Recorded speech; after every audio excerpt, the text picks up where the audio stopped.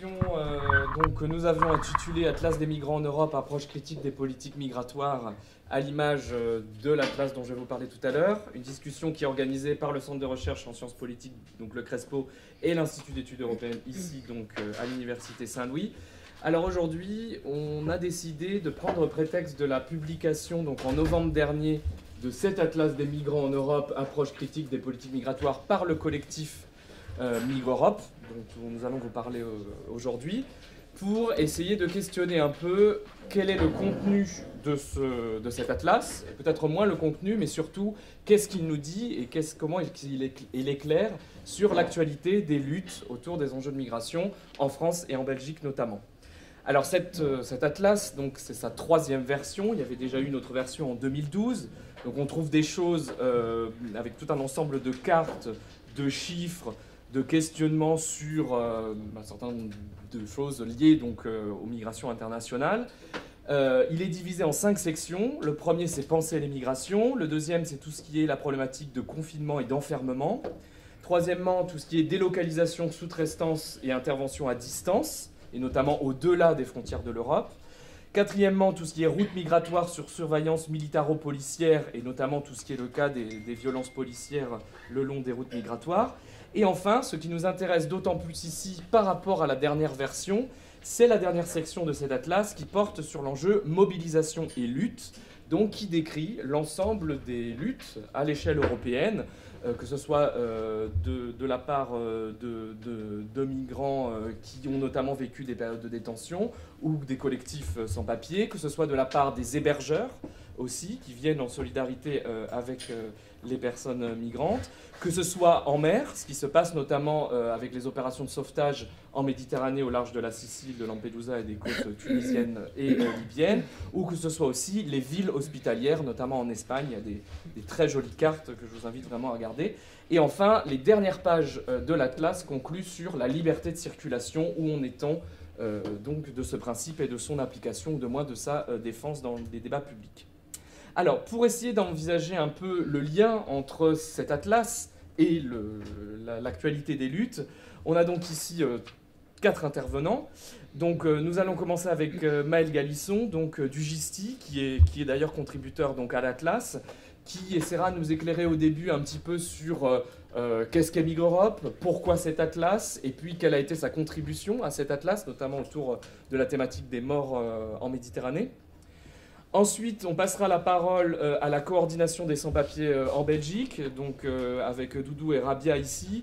Peut-être un mot d'introduction par Yuri également pour vous poser une question et pour peut-être nous éclairer sur l'actualité des luttes en Belgique actuellement. Et enfin, on repassera la parole à Magali Delambert, donc de la CIMAD de Dunkerque, et aussi qui nous parlera justement de l'actualité des luttes en France, et notamment à l'heure des États généraux de la migration, donc qui est une initiative de la société civile pour élaborer une politique migratoire alternative à celle qui est proposée par le gouvernement. Donc voilà, donc pour commencer et pour tendre la perche à Maël, et bien donc du coup, on a été très impressionnés en lisant l'Atlas qu'il y a toute cette section sur les mobilisations. Donc on aimerait tout simplement te poser la question en tant que contributeur sur quel était l'objectif derrière l'Atlas de la part des contributeurs et pourquoi avoir mis une emphase aussi importante sur cette dernière partie pour éclairer les luttes et qu'est-ce que ça dit par rapport notamment à la dernière version de 2012 où au contraire elles étaient, il me semble, plutôt absentes. Voilà. Juste avant de te donner la parole, je me permets de préciser que nous travaillons en collaboration avec le média alternatif Sans Papier TV, qui sont présents et que nous remercions d'être présents avec nous. C'est un média alternatif du milieu militant des luttes de sans-papiers à Bruxelles, et grâce à eux, on peut capter et enregistrer l'ensemble de ces interventions qui seront par après diffusées sur leur page Facebook et leur page YouTube, et donc on vous remercie d'être là. Donc voilà, ceux et celles qui auraient raté certains passages de ces interventions, sachez qu'on pourra les retrouver d'ici quelques jours sur la toile. Je donne maintenant la parole à Merci. Merci d'être venus aussi nombreux et nombreuses. Peut-être rapidement replacer le réseau Migre-Europe pour peut-être les personnes qui ne connaissent pas trop. Alors le réseau Migre-Europe, c'est d'abord un réseau euro-africain, donc qui tisse des passerelles entre l'Europe et l'Afrique. et qui est né en fait au début des années 2000, notamment autour de la question de l'enfermement des personnes étrangères sur le sol européen et de la multiplication en fait, des lieux d'enfermement des personnes étrangères et migrantes, et de la volonté de dénoncer en fait, cette situation et de rendre visibles surtout tous ces lieux d'enfermement qui sont plutôt des lieux des marges en fait, ou marginaux. Donc le point de départ, c'est vraiment ce travail sur la mise à l'écart des personnes étrangères et la question de la détention-rétention. Puisque l'une des premières cartes qu'a réalisé le réseau, c'est notamment la fameuse carte qui s'appelle Close the Camps, et qui rend visible, du coup, via une cartographie, en fait, l'ensemble des camps qui sont présents non seulement sur le territoire européen, mais également à la périphérie du territoire européen, notamment Afrique du Nord, Turquie, etc. Voilà. Alors, la particularité du réseau Migre-Europe, c'est un espace, on va dire, de réflexion et de rencontre, à la fois de chercheurs, mais à la fois de militants. L'idée, c'est de replacer le travail de la recherche dans une perspective engagée et militante, et notamment de poser un regard critique, en fait, sur les politiques publiques en matière de migration à l'œuvre depuis maintenant plusieurs années, quoi. Alors pour répondre, je ne sais pas si je vais réussir à répondre. Je pense que c'est sûr, c'est un point nouveau en fait. J'aurais tendance à soulever 2 points en fait nouveaux dans cette édition. C'est d'une part une place plus grande à tout ce qui est cartographie et autres formes de représentation en fait du fait migratoire, c'est-à-dire il y a aussi de la place au dessin et également à la photo. On a souhaité en fait vraiment donner une place plus grande à cette manière de représenter les migrations. Et le deuxième point, c'est effectivement de rendre visible davantage ces mobilisations. Alors, ces mobilisations migrantes, comme on peut l'intituler dans l'atlas, ou alors ces mobilisations de soutien.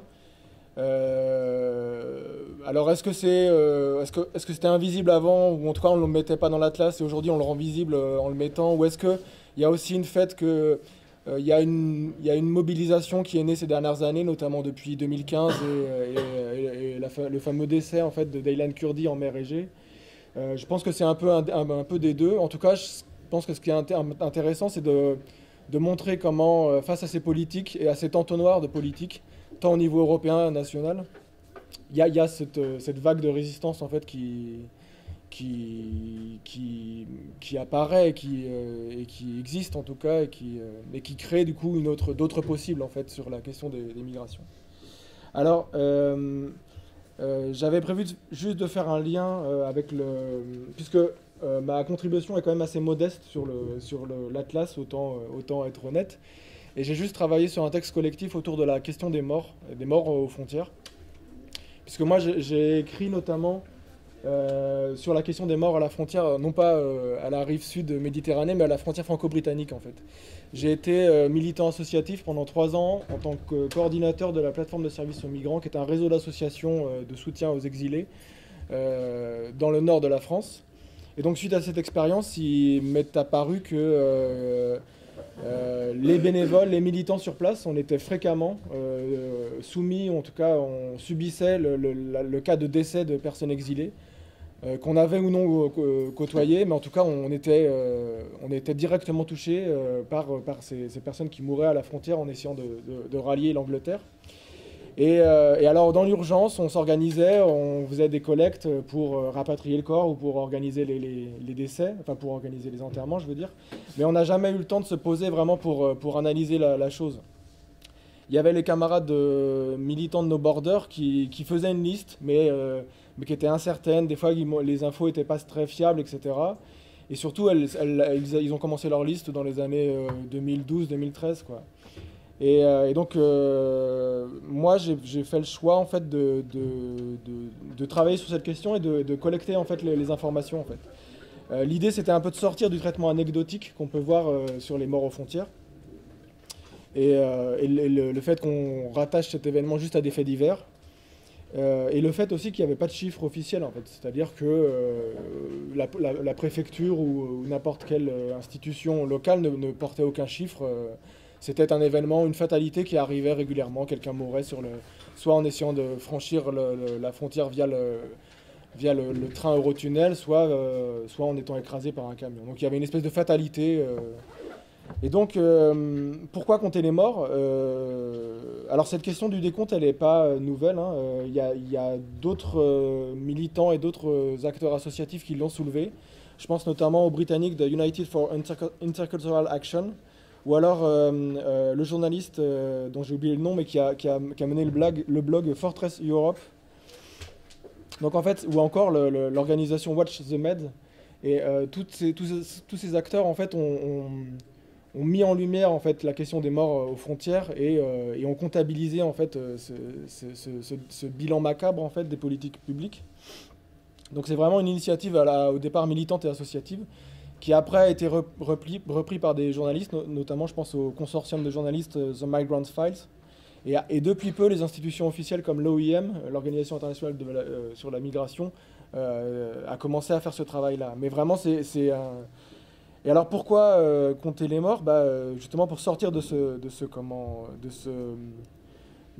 traitement anecdotique et redonner en fait redonner une histoire à des corps sans nom et sans histoire en fait, et replacer en fait ces parcours migratoires dans une réalité politique. Alors les constats que je vais essayer d'être rapide, hein, mais les constats que j'ai pu faire,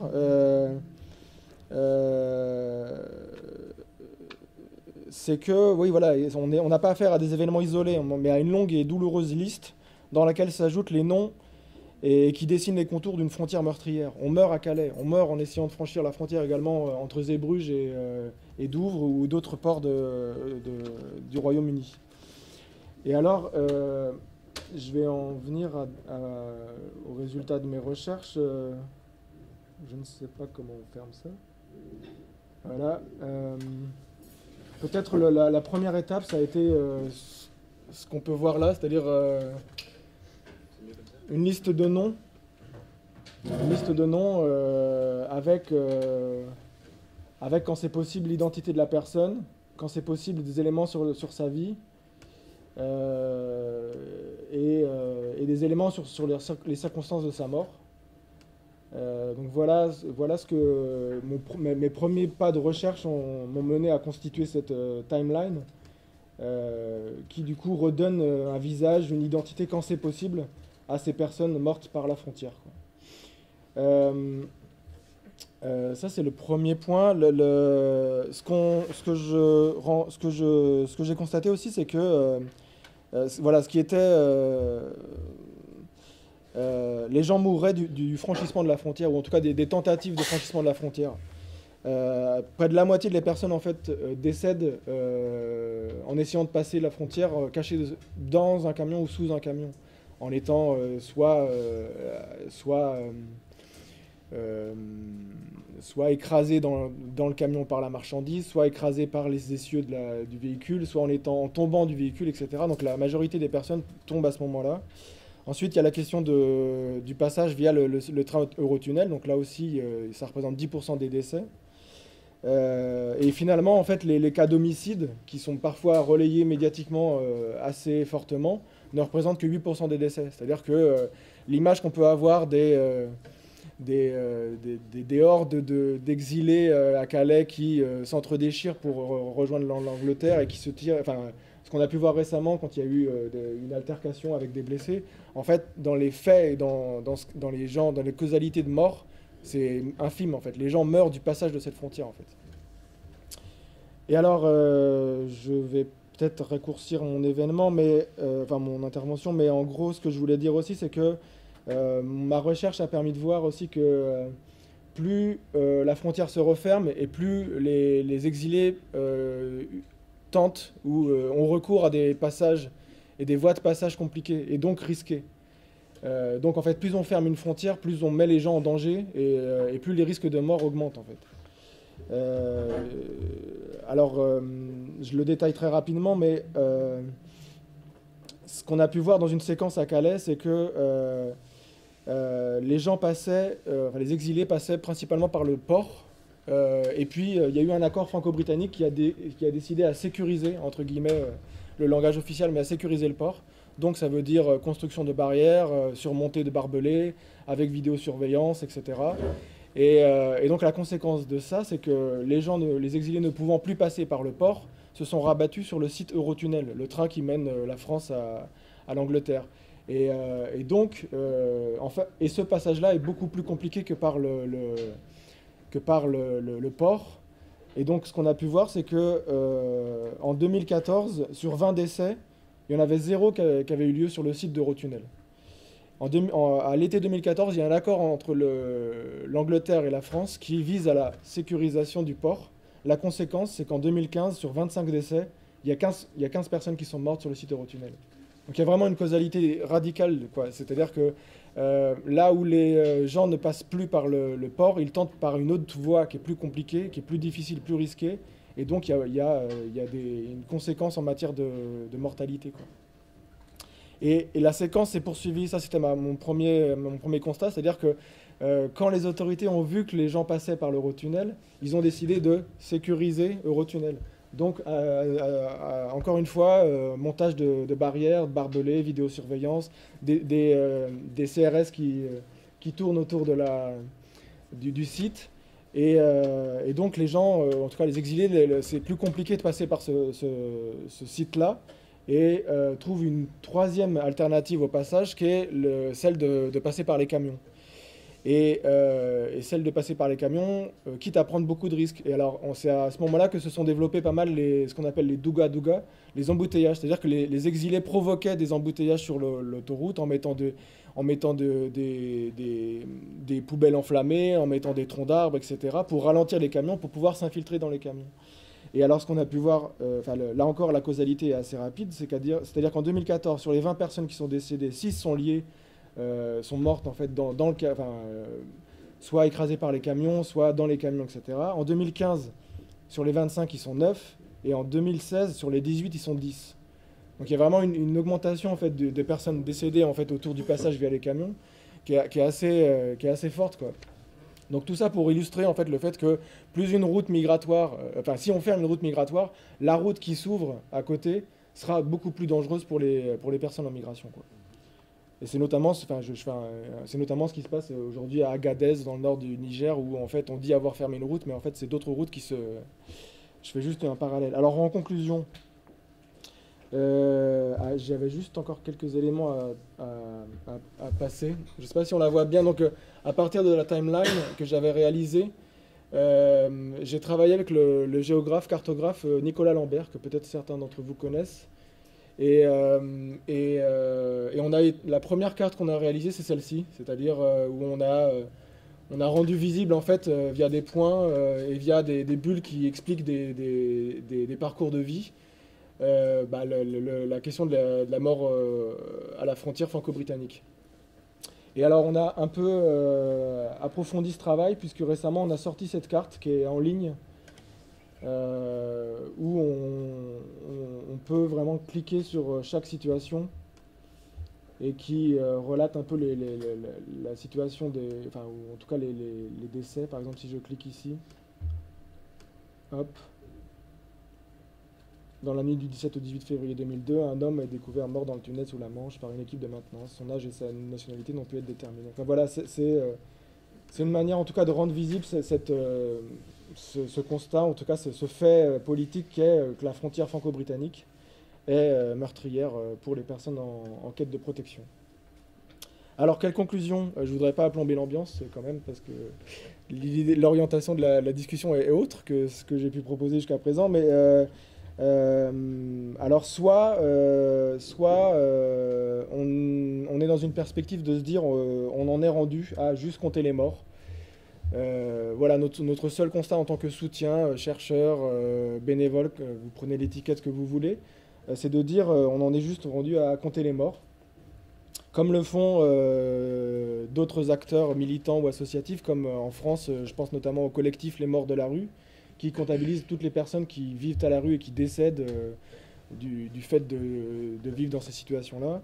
Ou alors, comme peut le faire le collectif Urgence Notre Police Assassine, qui compte toutes les victimes en fait, mortes des suites des violences policières, ou encore toutes les associations féministes qui qui dénoncent les féminicides. Donc, soit cette posture très difficile, où on se dit on est juste rendu à compter les morts et c'est tout ce qu'on peut faire, soit la conclusion que moi je proposais, et qui finalement est liée à notre thème, c'est de dire soit on s'appuie sur cette réalité désormais dévoilée, on montre qu'elle constitue une des conséquences de la frontière, et on considère que les politiques publiques tant que les politiques publiques continueront à parler de gestion des flux migratoires, elles ne pourront que générer de ce type de violence. Et donc, la perspective, c'est de s'organiser et de se mobiliser pour lutter contre. Voilà ce que j'aurais tendance à proposer comme perspective. On a des sentiments parce qu'effectivement, ça plombe un peu l'ambiance. Oui, c'est pour relancer le débat. Nous allons maintenant passer la parole aux intervenants de la coordination des sans-papiers. Je me permets d'introduire rapidement ce qu'est la coordination des sans-papiers en quelques mots, et vous me corrigerez, Doudou et Rabia, si c'est pas correct ou si c'est trop court. Donc la coordination des sans-papiers, c'est un collectif qui est mobilisé à Bruxelles et en Belgique plus largement autour des questions attenantes aux sans-papiers et aux réfugiés. Alors, la coordination des sans-papiers, c'est en fait un comité exécutif qui regroupe l'ensemble des porte-paroles des collectifs qui sont mobilisés pour l'instant dans la lutte des sans-papiers. Donc il y a autant des collectifs de travailleurs sans-papiers que d'anciens demandeurs d'asile déboutés, que de personnes issues d'Amérique du Sud. Et donc la coordination en tant que telle, dans son mode de fonctionnement, essaie justement d'articuler les questions attenantes aux sans-papiers, à l'immigration illégale, mais également aux questions de réfugiés et de demandeurs d'asile. Et c'était un peu la question que j'avais envie de vous adresser, vous qui êtes au cœur finalement de ce processus de lutte. Ces 2 dernières années, en tout cas depuis la dite crise des réfugiés en 2015, on a remarqué qu'il y avait une attention particulière, une attention médiatique, militante et aussi scientifique, on en fait partie, qui était portée, qui était focalisée sur la question des demandeurs d'asile et des réfugiés, sans doute à juste titre. Hein, on vit quand même une période un petit peu particulière.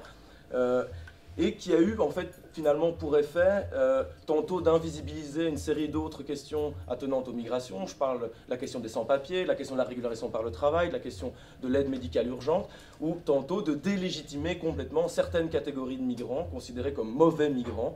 Hein, ça a été tout le débat autour de la catégorie dite de migrants économiques, considérés par le régime des frontières comme moins légitime que la catégorie des demandeurs d'asile. Et il y a quelques années, la coordination des sans-papiers, au moment justement du début de l'élan citoyen en solidarité avec les réfugiés syriens à l'époque, en 2015, vous aviez organisé, me semble-t-il, une manifestation qui s'appelait « La crise oubliée des sans-papiers ». Et le titre que vous aviez vous-même donné à cette manifestation avait pour vocation, me semble-t-il, d'attirer l'attention d'une partie du milieu militant sur un phénomène de hiérarchisation dans l'importance des phénomènes attrait à l'immigration entre la question des demandeurs d'asile et la question des sans-papiers. Et vous avez voulu un peu remettre de la perspective dans l'articulation entre questions attenantes à la demande d'asile et questions attenantes aux sans-papiers. Alors pour lancer un peu la discussion, je me demandais si vous pouviez expliquer à la salle finalement quel avait été l'impact de cette dite crise des réfugiés sur votre fonctionnement militant, sur la manière dont vous êtes parvenu à la fois dans votre fonctionnement interne, je le disais, mais aussi dans vos formes d'expression politique, à articuler systématiquement la question de la demande d'asile et la question des sans-papiers, de ce qu'on appelle les migrants économiques. Et peut-être qu'il faut tourner le micro en même temps. Merci. Bonjour à tout le monde. Moi, je fais partie de la coordination des sans-papiers de Belgique. Comme a dit Yuri, je fais partie de ces représentants des groupes de sans-papiers. Je disais, je fais partie de la coordination des sans-papiers de Belgique. C'est nous qui organisons ces manifestations, c'est nous qui négocions avec les politiciens. Parce qu'en fait, la question était l'impact d'arrivée des Syriens sur nos mouvements. En fait, nous, on était actifs bien avant l'arrivée massive des Syriens. Donc, qu'est-ce qu'on faisait? On manifestait, on faisait des négociations politiques, et on fait des rencontres pour changer la situation des sans-papiers. Selon les statistiques, il y a plus que 150 000 ou 100 000 sans-papiers. Alors, il y avait une régularisation en 2009. Depuis lors, il y a beaucoup de gens qui n'ont pas eu la régularisation et ils continuent à être sans-papiers. Il y a des gens qui ont fait 20 ans ici, 10 ans, plus, et beaucoup d'années ici, sans avoir droit de vivre comme être humain. Donc nous, on avait commencé des mouvements de sans-papiers, c'était vers 2014. Et puis on a eu des rencontres avec les politiciens comme on a rencontré Theo Franken une fois, c'était juste une fois, et on a aussi rencontré Rosemond, le directeur d'Office de Genève, plusieurs fois. Alors c'était pour négocier et parler de cette situation, de ces sans-papiers qui sont là, qui sont sur le territoire depuis très longtemps, et qui n'ont pas le droit d'aller même à l'école. Ils ont des enfants, il y a des femmes, il y a des enfants qui ne peuvent pas aller à l'école parce qu'ils sont tout simplement des sans-papiers. Alors on a commencé ces mouvements. On se disait qu'on était très proche à avoir une régularisation pour ces 100 000 sans-papiers, ou bien, je ne sais pas moi, comme des sans-papiers qui sont sur le territoire.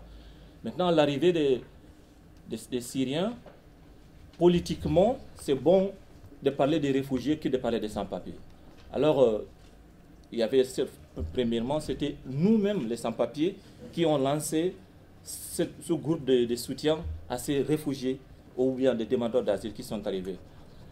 Donc, il y avait les citoyens qui sont venus pour soutenir et après les politiciens qui sont venus pour les soutenir. Maintenant, qu'est-ce que tout le monde disait? En fait, c'est des réfugiés, ils ont un problème dans leur pays et on est tous d'accord de ça. C'est pour ça que nous les avons soutenus nous-mêmes. Mais ce qui nous a un petit peu touché, c'est qu'ils ont oublié le cas des sans-papiers qui sont là sur le territoire depuis 20 ans, 10 ans. Alors, qu'est-ce on s'est dit? Allez, on est là sur le territoire, on travaille, on est des travailleurs. Pourquoi laisser la situation des sans-papiers 100% à côté et essayer de régler le problème de ces gens qui arrivent? Parce que les politiciens et beaucoup de gens veulent travailler humanitaire et politiquement, ça ne porte pas. Alors, c'est comme ça qu'on a essayé d'organiser cette grande manifestation qu'on a appelée la crise oubliée des sans-papiers. Parce que tous les politiciens et même une majeure partie de la population a oublié les sans-papiers et ils se sont occupés seulement des demandeurs d'asile, des réfugiés. Et nous, on se disait toujours qu'il y a une chose que tout le monde doit savoir. Les réfugiés d'aujourd'hui seront des sans-papiers de demain. Parce qu'il y a beaucoup de gens qui sont des demandeurs d'asile aujourd'hui et ils ne vont pas avoir l'asile et ils seront des sans-papiers. Alors, il faut penser globalement de cette situation, essayer d'avoir une solution, si c'est possible, à l'immigration, mais il ne faut pas choisir, c'est des bons réfugiés, c'est des mauvais réfugiés, c'est des réfugiés économiques, tout ça. Alors, finalement, qu'est-ce qu'on a fait? Il y avait beaucoup de gens qui ont été encouragés à demander asile parmi les gens qui sont arrivés. Parmi eux, il y avait beaucoup d'Irakiens. Mais après quelques temps, ils s'étaient dit, en fait, en Irak, il n'y a pas de problème. En Afghanistan, il n'y a pas de problème. Et tout le monde le voit qu'il y a un problème dans ce pays-là. Et ils sont tous devenus des sans-papiers. Alors aujourd'hui, ils sont là avec nous en train de lutter pour avoir cette régularisation qu'on cherchait avant. Donc, moi, je pense que nous, la croyance, ce que nous croyons, c'est que c'est seulement la mobilisation qui peut apporter la régularisation. Alors il faut lutter, il faut se mobiliser, il faut sensibiliser la population par rapport à cette situation. Il ne faut pas seulement travailler sur l'humanitaire, il faut aussi travailler politiquement pour changer la situation des sans-papiers. Bonjour, moi je m'appelle Rabia. Je suis membre de la coordination des sans-papiers, ça fait maintenant presque 2 ans et demi, on va dire. Dans la coordination des sans-papiers, ce que j'ai remarqué, c'est une lutte qui date pas d'hier, mais c'est une lutte qui date depuis longtemps. Parce que je crois que, comme il a dit Doudou, c'est les politiciens qui nous mettent dans cette situation où on n'a pas choisi d'être sans-papiers. Mais quand tu arrives ici et tu trouves toute cette démarche, on va dire, administrative qui te met que coûte que coûte, tu seras sans-papier. Ils te demandent déjà un contrat de travail, toi tu n'as pas un contrat de travail, pour avoir un papier, pour aller chercher un contrat de travail. Il te dit non, est-ce que tu as un papier? Non, tu l'as pas. C'est comme une labyrinthe. Et aussi, ce que j'ai remarqué dans la lutte avec mes camarades sans papier, qu'à chaque fois, on essaye de se grouper ou de lutter ensemble. Bah, on est comme on a fait la manifestation, la crise oubliée des sans-papiers. À chaque fois, on est oublié médiatiquement. Les médias, ils parlent même pas de la situation ou de ce qui se passe vraiment sur le terrain.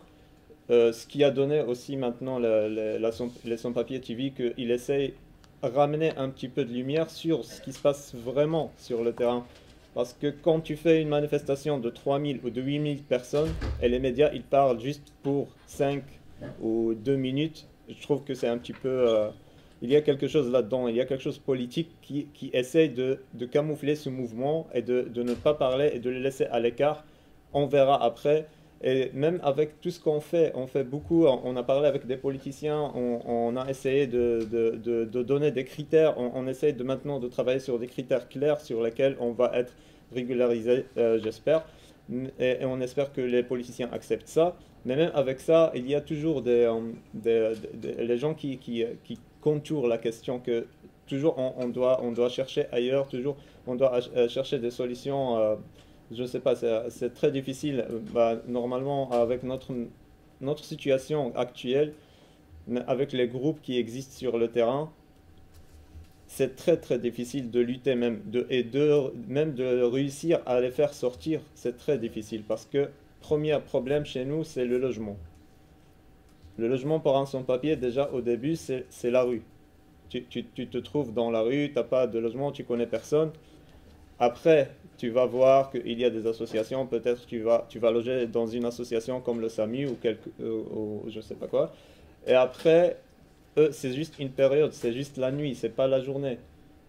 Et quand tu vas voir comme moi, ma situation à moi, j'ai rencontré mes camarades dans la rue, j'ai vu le mouvement de sans-papiers, je commençais à un petit peu me mobiliser et me politiser un petit peu. J'ai vu qu'il y a des groupes à Bruxelles et ailleurs, à Liège et dans beaucoup de villes ici, qui font des squats. Moi, je ne savais même pas ça veut dire quoi le mot squat. Et des squats où il y a juste des gens qui militent pour avoir leurs droits, pour avoir leurs papiers, avec des femmes, avec des enfants. Et j'ai vu les différents groupes, et j'ai habité avec eux. Ce que je trouve que c'est un peu chouette, même avec la situation difficile qu'on vit, qu'on est comme une famille et on est très solidaires. À part c'est vrai qu'il y a des fois des petits conflits, des petits problèmes dans les squats et tout ça, mais ça reste que la grande question, la régularisation, c'est elle qui nous réunissent ensemble et on reste toujours ensemble. Dernièrement, même avec les groupes sans-papiers, la voix des sans-papiers, j'ai vu quelque chose de très humain, que même les sans-papiers, ils logent des SDF dans la rue. On a trouvé des SDF et on avait de la place et on les a invités à dormir, qu'on ne laisse pas dormir des gens dans la rue parce qu'on connaît la rue. On a passé par là, du coup, on ne laisse pas quelqu'un dans la rue. C'est pour ça, nous, on dit, on est tous les mêmes, on est tous des êtres humains. Pourquoi ils nous laissent dans cette situation? Pourquoi des fois, des gens, ils ne collent des étiquettes qu'on est des gens ici, on vient juste pour voler leur place de travail ou vient pour juste profiter du système? Déjà, nous, on reçoit aucun aide de l'État, à part l'aide médicale, d'urgence, si tu es dans l'urgence. Et c'est ça, on dit, ok, on ne profite pas. Et en plus, c'est les autres qui profitent de nous, parce que on se retrouve ici dans des situations précaires, et tu es obligé d'accepter n'importe quel travail avec n'importe quel prix. S'il te donne 3 € de l'heure, tu es obligé de l'accepter parce que tu vas mourir de faim si tu ne l'acceptes pas. Il n'y a personne qui va t'aider. Et c'est pour ça, on est vraiment dans la précarité et on a envie de sortir de ce tunnel. On ne veut plus être exploité, on ne veut plus vivre dans la clandestinité ou dans le noir, on veut être avec des papiers, commencer les formations, comme on a plein de jeunes qui ont envie de faire des formations, commencer de travailler comme il y a plein de jeunes aussi qui ont pas mal de capacités, pas mal de métiers et ils travaillent vraiment depuis des dizaines et des dizaines d'années et ils ont des familles ici. Bah, je veux juste dire qu'il y en a assez de cette situation parce que c'est juste, ils nous laissent comme ça. Ils savent, comme Doudou il a dit, on négocie avec les politiciens. le gouvernement, il sait où nous sommes. Ils savent combien de sans-papiers il est là. Du coup, quand nous, on sort en manifestation, dernièrement, heureusement, on était nombreux. Alors, tous ces gens-là, il ne faut pas les laisser dans cette situation. Il faut trouver des solutions à eux. Moi, je ne dis pas que on est les réfugiés qui sont là, que ah non, il faut ça c'est les premiers, et après on verra votre situation. On est tous ensemble, on est tous les mêmes. On est tous dans. Il y a des gens qui ont fui la guerre comme eux depuis longtemps. Il y a les gens qui ont fui la misère comme eux. Il n'y a pas seulement qu'il y a maintenant la guerre que nous, c'est la priorité. Non, la priorité à tout le monde. Chaque personne, il doit vivre dignement comme n'importe quel être humain et commencer sa vie. Il y a beaucoup de gens que j'ai vus depuis quelques années qui ne parlaient pas français. Heureusement, maintenant, ils parlent bien parce qu'ils ont commencé à faire des formations dans des associations. Il y a pas mal d'associations qui se sont créées dans le parc Maximilien. Dernièrement, les 2 années qu'on était même avec la coordination, on a dit on a bienvenue aux réfugiés. Comme Doudou il a expliqué, on a dit que les réfugiés d'aujourd'hui, peut-être ils seront les sans-papiers de demain, et c'est arrivé. Il y a les Irakiens qui nous ont rendu visite à la coordination. Des Afghans qu'on connaît, ils sont avec nous. Il y a beaucoup de situations comme ça et des associations qui se sont créées dans le parc Maximilien qui aident un peu les sans-papiers et les réfugiés. Et on était tous côte à côte. Moi, j'avais la chance de parler français-arabe et je traduisais pour les gens qui avaient besoin. Chacun, il a ramené son aide comme il peut, distribuer de la nourriture ou des vêtements parce qu'on est passé par là. Parce que on dit, ces gens-là, ils étaient dans une situation que nous, on a vu ça. On a vécu dans la rue, on a passé pas mal de pays. Chaque personne dans la coordination, quand on rigole entre nous, on dit, t'as fait combien de pays? Le minimum chez nous, il a fait 5 pays. Moi, j'ai fait 4. Chacun, il a passé par pas mal d'étapes. Et chaque fois, c'est la même chose. Chaque fois, tu fais la demande et le refuser. Tu te trouves sans papier. Tu dois fuir les flics. Quand tu montes dans le bus, tu as peur. Quand tu marches dans la rue, tu as peur. Quand tu dors. Maintenant, quand tu vas dormir chez un ami, tu as peur parce qu'ils veulent faire une visite domiciliaire ou je sais pas quoi. Alors, tout le temps, tu es en stress. Tout le temps. Ils te mettent dans une situation vraiment difficile. On a envie juste de mobiliser tous les gens, de dire non à cette situation. Il y en a assez. Ces gens-là, ils sont comme nous. Ils sont intégrés dans la société, bien intégrés. Et j'espère juste la régularisation de tous les sans-papiers. Voilà, merci.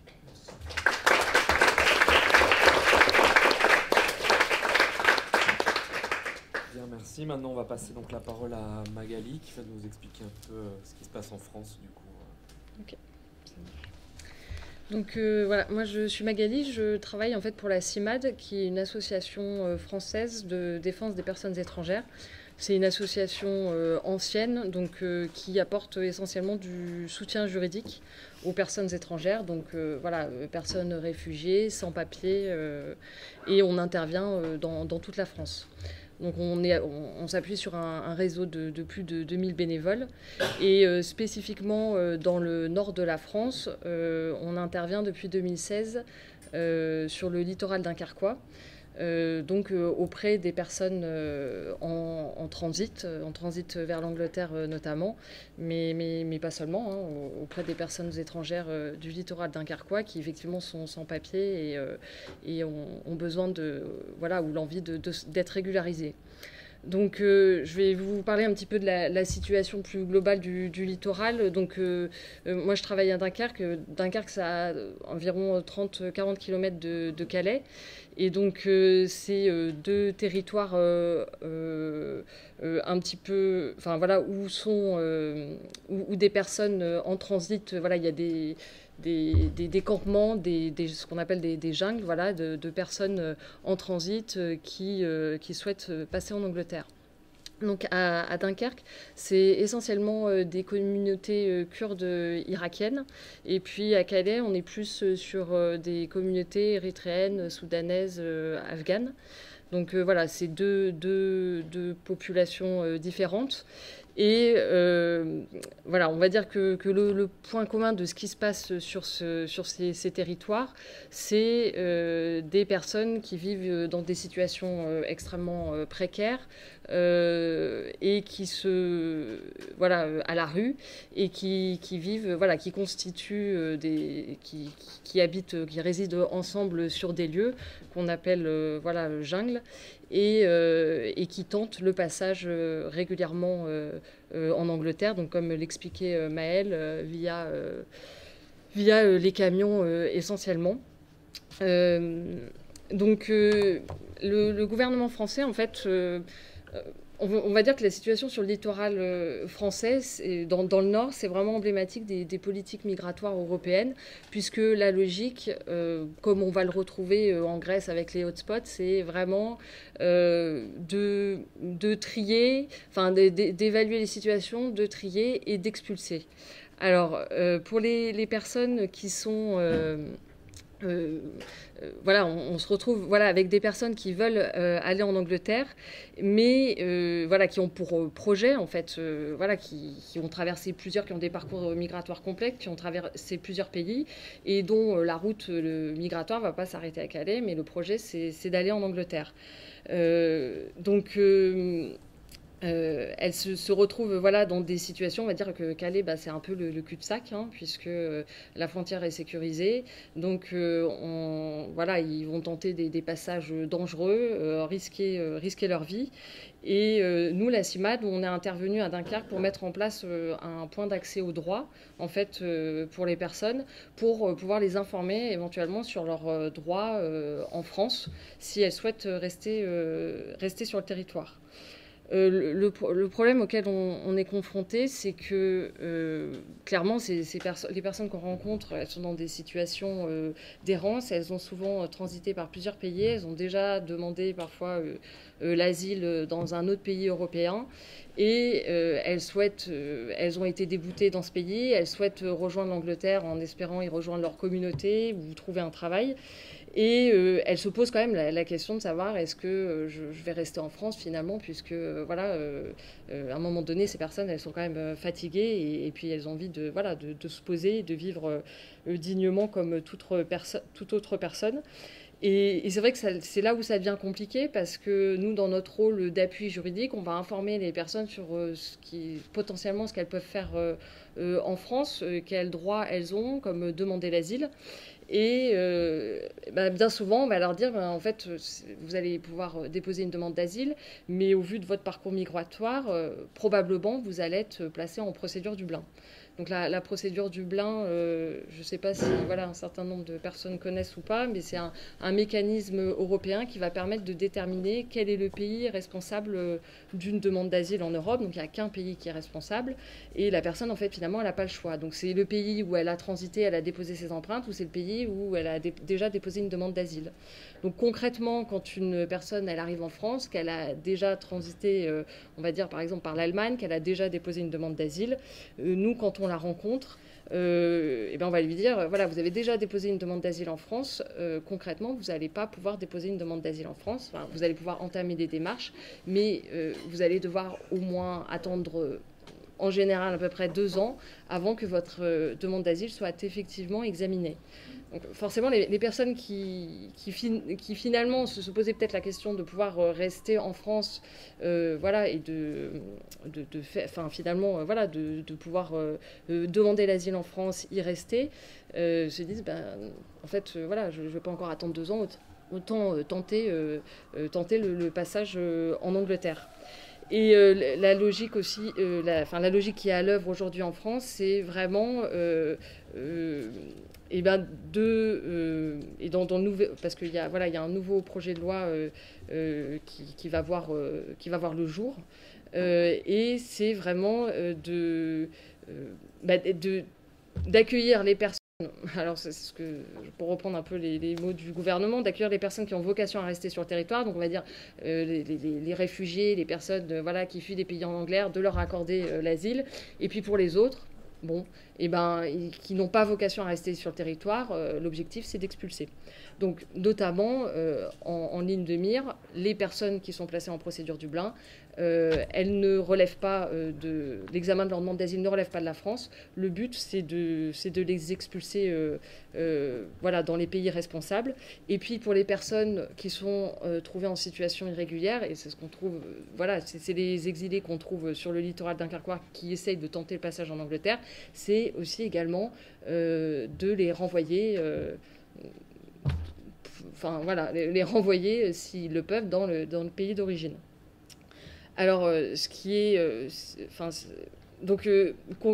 concrètement, il y a une énorme pression policière qui s'exerce sur les personnes qui vivent dans ces campements, dans ces jungles, puisque le gouvernement, l'objectif, c'est qu'il n'y ait plus de ce qu'ils appellent des points de fixation. Donc ces jungles, de points de fixation sur le littoral, c'est de sécuriser la frontière avec l'Angleterre et d'empêcher toute personne, tous les exilés en transit de se fixer, et de constituer des campements. Donc à Calais, la pression policière est extrêmement forte. Et il y a énormément de violences policières envers des exilés qui se traduisent par diverses méthodes policières plus que illégales, démantèlement, qui vont du démantèlement des camps à du gazage des affaires, confiscation des biens des personnes. Et à Dunkerque, même chose, une pression policière qui est toujours là. L'objectif, c'est vraiment de démanteler. Et le gouvernement, pour se donner, on va dire, bonne conscience, c'est de depuis juillet 2017, via son agence gouvernementale, l'OFI, a décidé de mettre en place des maraudes, en fait, des personnes qui vont voir ces personnes dans les campements et qui viennent leur dire, écoutez, on peut vous proposer un hébergement inconditionnel, on va évaluer votre situation administrative et vous pourrez demander l'asile en France. Donc, dans le nord de la France a été créé ce qu'on appelle les centres, les CAES, qui sont des centres d'accueil et d'évaluation d'évaluation de la situation administrative. Et ces centres, c'est des centres mis en place par l'État. Les personnes qui sont exilées en transit peuvent y aller pour être hébergées. Et l'objectif, c'est d'évaluer très rapidement leur situation. Donc qu'elles passent en préfecture auprès de l'administration française et de voir effectivement si elles vont être placées en procédure Dublin ou pas finalement, puisque c'est ça, la demande d'asile en France, on prend les empreintes et puis on détermine quel est le pays responsable, si c'est la France ou pas. Donc déjà, c'est finalement un premier tri où on va ensuite, une fois que la situation de la personne, elle est déterminée, on va orienter les personnes dublinées vers d'autres centres d'hébergement spécifiquement prévus pour eux, où on va les assigner à résidence, en fait. Et donc ça, c'est... on voit depuis plusieurs mois, on voit vraiment cette généralisation de l'assignation à résidence. Donc les personnes sont obligées d'aller pointer régulièrement. Et l'assignation à résidence, c'est vraiment d'assigner à domicile pour pouvoir prévoir, en fait, le renvoi vers le pays responsable.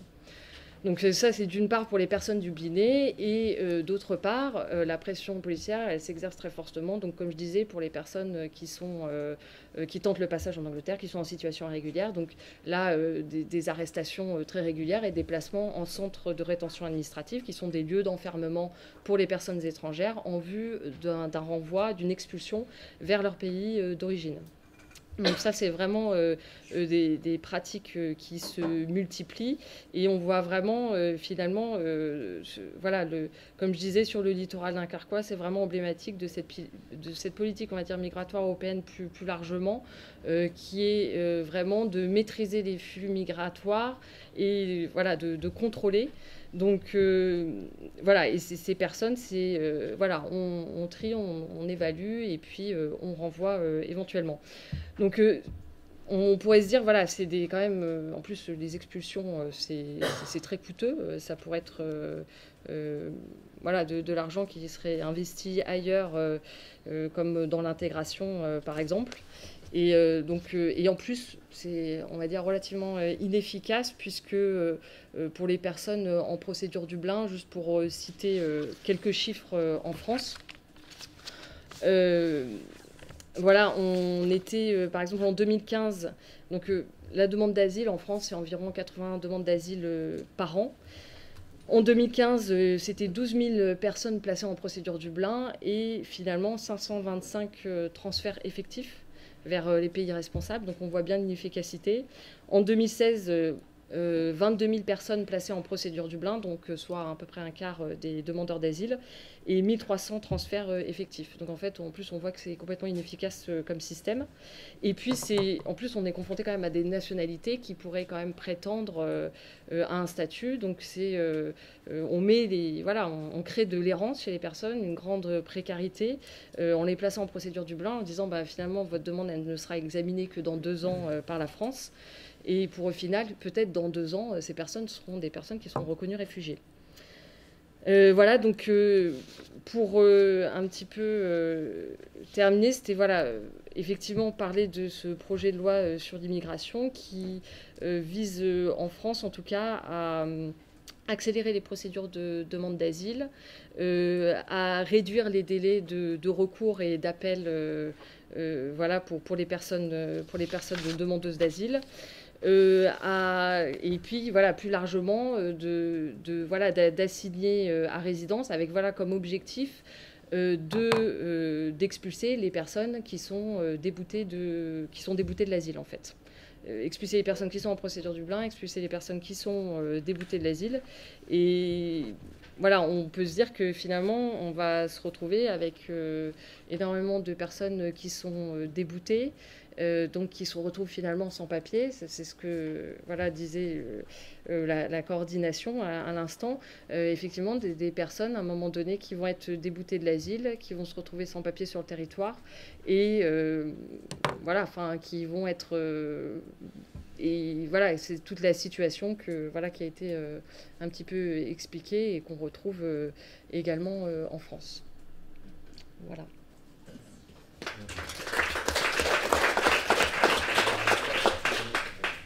Bien, merci à tous les trois pour ces différents témoignages autour de cet enjeu des mobilisations autour de l'action migratoire. On va ouvrir la... Si tu veux, est-ce que je peux prendre 5 minutes pour ajouter juste quelque chose ? Oui, vas-y, oui.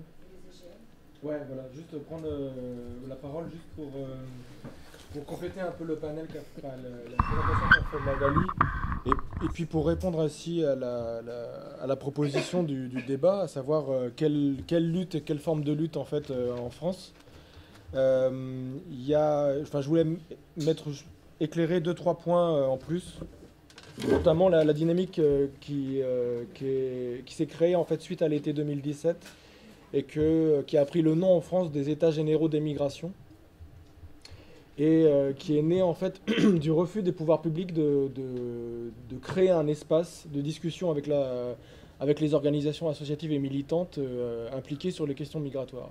C'est-à-dire qu'après son arrivée, Emmanuel Macron du coup a été questionné par un réseau d'associations qui l'invitait à créer une conférence nationale sur les migrations. Il y a eu une fin de non-recevoir au niveau de l'Élysée et du Premier ministre qui ont envoyé balader en fait les associations en disant mais en fait on n'a pas vraiment envie de savoir ce que vous avez à dire là-dessus. Nous on va faire notre politique, on a un projet de loi en cours, ce dont vient de parler Magali, dans les tiroirs et on va le sortir, on va le dégainer quand on voudra quoi. Donc face à ça et face à ce refus assez net des autorités de discuter avec la société civile, les organisations associatives et militantes ont décidé de lancer les États généraux des migrations. Notamment suite à un appel qui a été publié en juin 2017, si je me souviens bien, qui appelait à un changement radical de politique migratoire. Et les conséquences de cet appel, c'est que des organisations un peu partout en France ont décidé de faire leurs propres états généraux en disant voilà ce que nous on fait comme constat sur le terrain, quelle est la situation des personnes étrangères sur notre territoire, qu'est-ce qu'on remarque et qu'est-ce qu'on propose et qu'est-ce qu'on demande surtout tant à la force publique que nous comment on propose comme solution alternative quoi. Et donc cette mobilisation là elle est déconcentrée. C'est-à-dire qu'en France, on a l'habitude un peu de centraliser tout ça vers Paris. Et là, c'est une dynamique un peu différente où en fait, c'est aux acteurs locaux, militants, collectifs d'exilés, de migrants et autres organisations de se saisir de ça et d'agir ensemble pour montrer qu'une autre politique d'accueil, si on peut encore parler d'accueil en France, est possible, quoi. Et donc là, un peu partout en France, il y a des comités à Paris. Récemment, ça s'est mis en place. À Briançon, à la frontière franco-italienne aussi, en métropole lyonnaise, dans les Hauts-de-France, etc. Tout ça, et donc la perspective que se donne cette mobilisation, c'est le 26 et 27 mai, où une première plénière. Tous les collectifs doivent se réunir dans un lieu pour montrer en fait qu'est-ce qu'on a à dire et qu'est-ce qu'on veut proposer comme alternative à cette politique actuelle, quoi. Donc ça, c'est une autre forme de mobilisation qui a un peu la particularité de sortir un peu des associations vraiment d'accès au droit ou militantes sur la question de la politique migratoire et d'élargir un peu le cercle et de proposer à des acteurs des fois ou peu militants, on va dire, de rejoindre la dynamique. Mais à partir du moment où la question est quelle relation on a à la migration. Soit on est migrant, ou alors on est concerné par des questions liées à la migration, et donc on s'implique dans cette... et donc ça déborde un peu les réseaux militants habituels. Cette dynamique-là, elle existe aussi ailleurs, notamment en Italie, où il y a des forums qui s'organisent. Et alors, dans les États généraux des migrations en France, on imagine peut-être des jonctions à un moment, mais tout ça est en gestation, on va dire, et en réflexion pour le moment. En plus de cette mobilisation, le deuxième point que je voulais apporter au débat, c'est un mouvement d'occupation de lieux, en fait, qui est né notamment à Lyon, et qui a essaimé maintenant en France, notamment à Nantes, Grenoble, et à Paris depuis la fin janvier, où en fait, notamment à Paris, où des militants et des exilés ont décidé d'occuper une partie de l'université Paris 8, donc dans le nord de Paris, à Saint-Denis. Et depuis, l'occupation tient. Et donc c'est un peu, en tout cas, une autre forme de mobilisation. On est sur des groupes militants, voire très militants et très politisés, qui sont assez habitués à s'organiser et à communiquer ensemble, puisque dernièrement, la semaine dernière, en fait, ils ont sorti un communiqué commun des occupations, c'est-à-dire que chaque occupation, ils ont écrit un texte à plusieurs, et ils appellent justement à généraliser cet outil qu'est l'occupation de lieu. Donc on est en matière de modalité d'action vraiment sur la réquisition, l'occupation de lieu, pour la mise à disposition pour les personnes qui vivent à la rue. Et donc les choses... donc à Paris 8, ça tient. À Nantes, ils ont été délogés en fait la semaine dernière. Mais dans la foulée, en fait, ils ont décidé de réoccuper un autre bâtiment. Et là où le slogan habituel, c'était plus d'expulsion sans solution, eux, c'est plus d'expulsion sans nouvelle réquisition, quoi. Donc je trouvais ça c'est assez intéressant. Autre modalité, troisième petit point, et qui fait écho un peu aux interventions du collectif bruxellois, c'est qu'effectivement, en fait, en France aussi, en fait, la crise des migrants, avec tous les guillemets qu'il faut, a un peu occulté la situation des personnes sans papier. Alors nous, depuis 3 semaines maintenant, il y a des travailleurs sans papier en Ile-de-France qui se sont organisés pour lutter pour leurs droits, qui vivent du coup, qui sont sans papier mais qui travaillent. Donc c'est une lutte de travailleurs sans papier. Ils sont environ 120 actuellement en lutte dans des entreprises, comment dire, ça va de Chronopost, donc de la livraison jusqu'à tout ce qui est service un peu, service on va dire. Et donc ils sont 120 actuellement à être en grève depuis 3 semaines pour lutter pour l'obtention de papier. Donc ça aussi, on en parle peu, mais ça fait partie des mobilisations actuelles et portées directement par les premiers concernés. Et enfin, pour se donner une perspective, et je suis même pas sûr que mon panel soit vraiment complet, mais Il y a une autre forme d'action qui va être lancée dans peu de temps. C'est à l'initiative d'une association plutôt humanitaire, on va dire, de Calais, qui s'appelle l'Auberge des Migrants, et qui lance une marche en fait entre Vintimille et Douvres, à partir de, j'ai plus les dates bien en tête, mais en gros ça va commencer en mai a priori. Et donc c'est une véritable marche, comme il y a pu en avoir nombreuses dans l'histoire. Enfin, je pense qu'en France, il y a eu la marche pour l'égalité, etc. Mais c'est ça, c'est que l'idée, c'est de marcher d'étape en étape et de montrer en fait la mobilisation autour de cette question. Et vraiment, l'idée derrière, c'est de parler de liberté de circulation et de permettre à ceux qui sont coincés à la frontière franco-italienne d'aller où ils veulent aller, quoi. Et elle passera notamment à l'endroit des assises des États généraux de la migration, je crois, non? C'est en cours de construction. En fait, l'idée, ça serait... parce qu'en fait, la plénière des États généraux des migrations aura lieu le 26 et 27 mai. Et il s'avère que le 25 mai, la marche 20 000 Douvres arrive à Lyon, en fait. Donc on réfléchit à la possibilité de faire ça à Lyon. Lyon qui est un peu qui est le fief du ministre de l'Intérieur actuel en France, qui est Gérard Collomb, et qui est aussi un des lieux de mobilisation, puisque c'est eux qui ont lancé la vague d'occupation actuelle en France. Donc ça sera intéressant de faire les états généraux des migrations dans la ville du ministre de l'Intérieur actuel. Voilà, juste pour compléter un peu le tableau des mobilisations en France. On ouvre du coup à la salle, j'imagine que ça peut peut-être éveiller un certain nombre de comparaisons avec des initiatives qui se passent ici. Peut-être que oui, voilà. J'aurais peut-être une petite question. Je suis hébergeuse depuis 4 mois ici à Bruxelles et nous sommes confrontés très souvent, et ça a été évoqué par différents orateurs, à ce mouvement de migration qui ne s'arrête pas à la frontière, à la côte française ou belge, mais qui a pour objectif d'essayer d'atteindre le Royaume-Uni. Brexit ou pas Brexit, parce que ça c'est je crois qu'il y a un autre problème qui va se poser bientôt, dont on n'a pas encore parlé, qui est le sort des personnes qui auront atteint le Royaume-Uni aujourd'hui et qui vont se retrouver dans une situation très particulière par rapport au continent européen. Je crois qu'elles pourront éventuellement revenir, qu'elles seront hors Union européenne. C'est un autre débat. Mais j'ai une première question, c'est, vous avez parlé, je n'étais pas touché par votre intervention, monsieur, concernant cette distinction qui se fait aujourd'hui entre les migrants, je dirais, sous le vocable migrants qui sont arrivés dans les dernières années, dans les derniers mois, et les sans-papiers, disons, de longue durée, qui ont occupé différents lieux ici à Bruxelles dans les années précédentes, et qui ne sont toujours pas régularisés.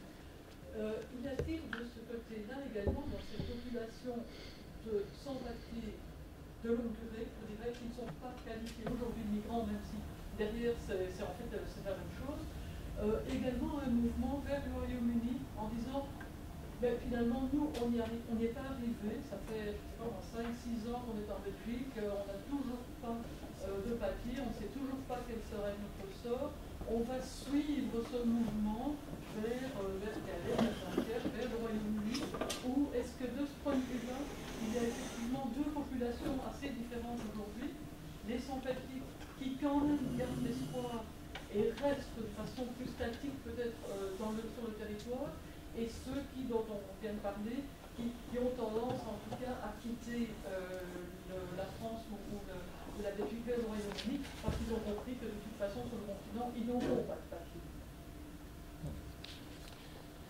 Mais je pense que en fait le mot migrant c'est général. Donc en fait on doit dire demandeur d'asile et sans papier. Il y a une différence. Mais pour les migrants, beaucoup de gens sont migrants. Mais en fait la différence entre les demandeurs d'asile, c'est des gens qui viennent des pays qui ont des problèmes politiques surtout. Donc ils sont venus, on vient d'expliquer un petit peu le blanc. Il y a des gens qui sont passés par la Grèce, l'Italie, l'Espagne. Alors normalement dans la loi européenne, Dublin, c'est le premier pays qu'on a traversé, c'est là-bas qu'on doit demander asile. Alors Mais si la personne ne demande pas asile là-bas et on n'a pas trouvé sa trace dans ce pays-là, il peut venir demander ici en Europe, en Belgique. Donc beaucoup de ces gens-là, ils n'ont pas demandé asile dans ce pays-là et on n'a pas vu leur trace, donc ils sont arrivés en Belgique, ils ont demandé asile ici. Maintenant, la différence entre ces gens-là et les sans-papiers, c'est que les sans-papiers, ils ont déjà demandé asile ici et ils sont déboutés. Alors, les gens qui viennent d'arriver, ils n'ont pas demandé asile ailleurs, ils ont demandé asile ici.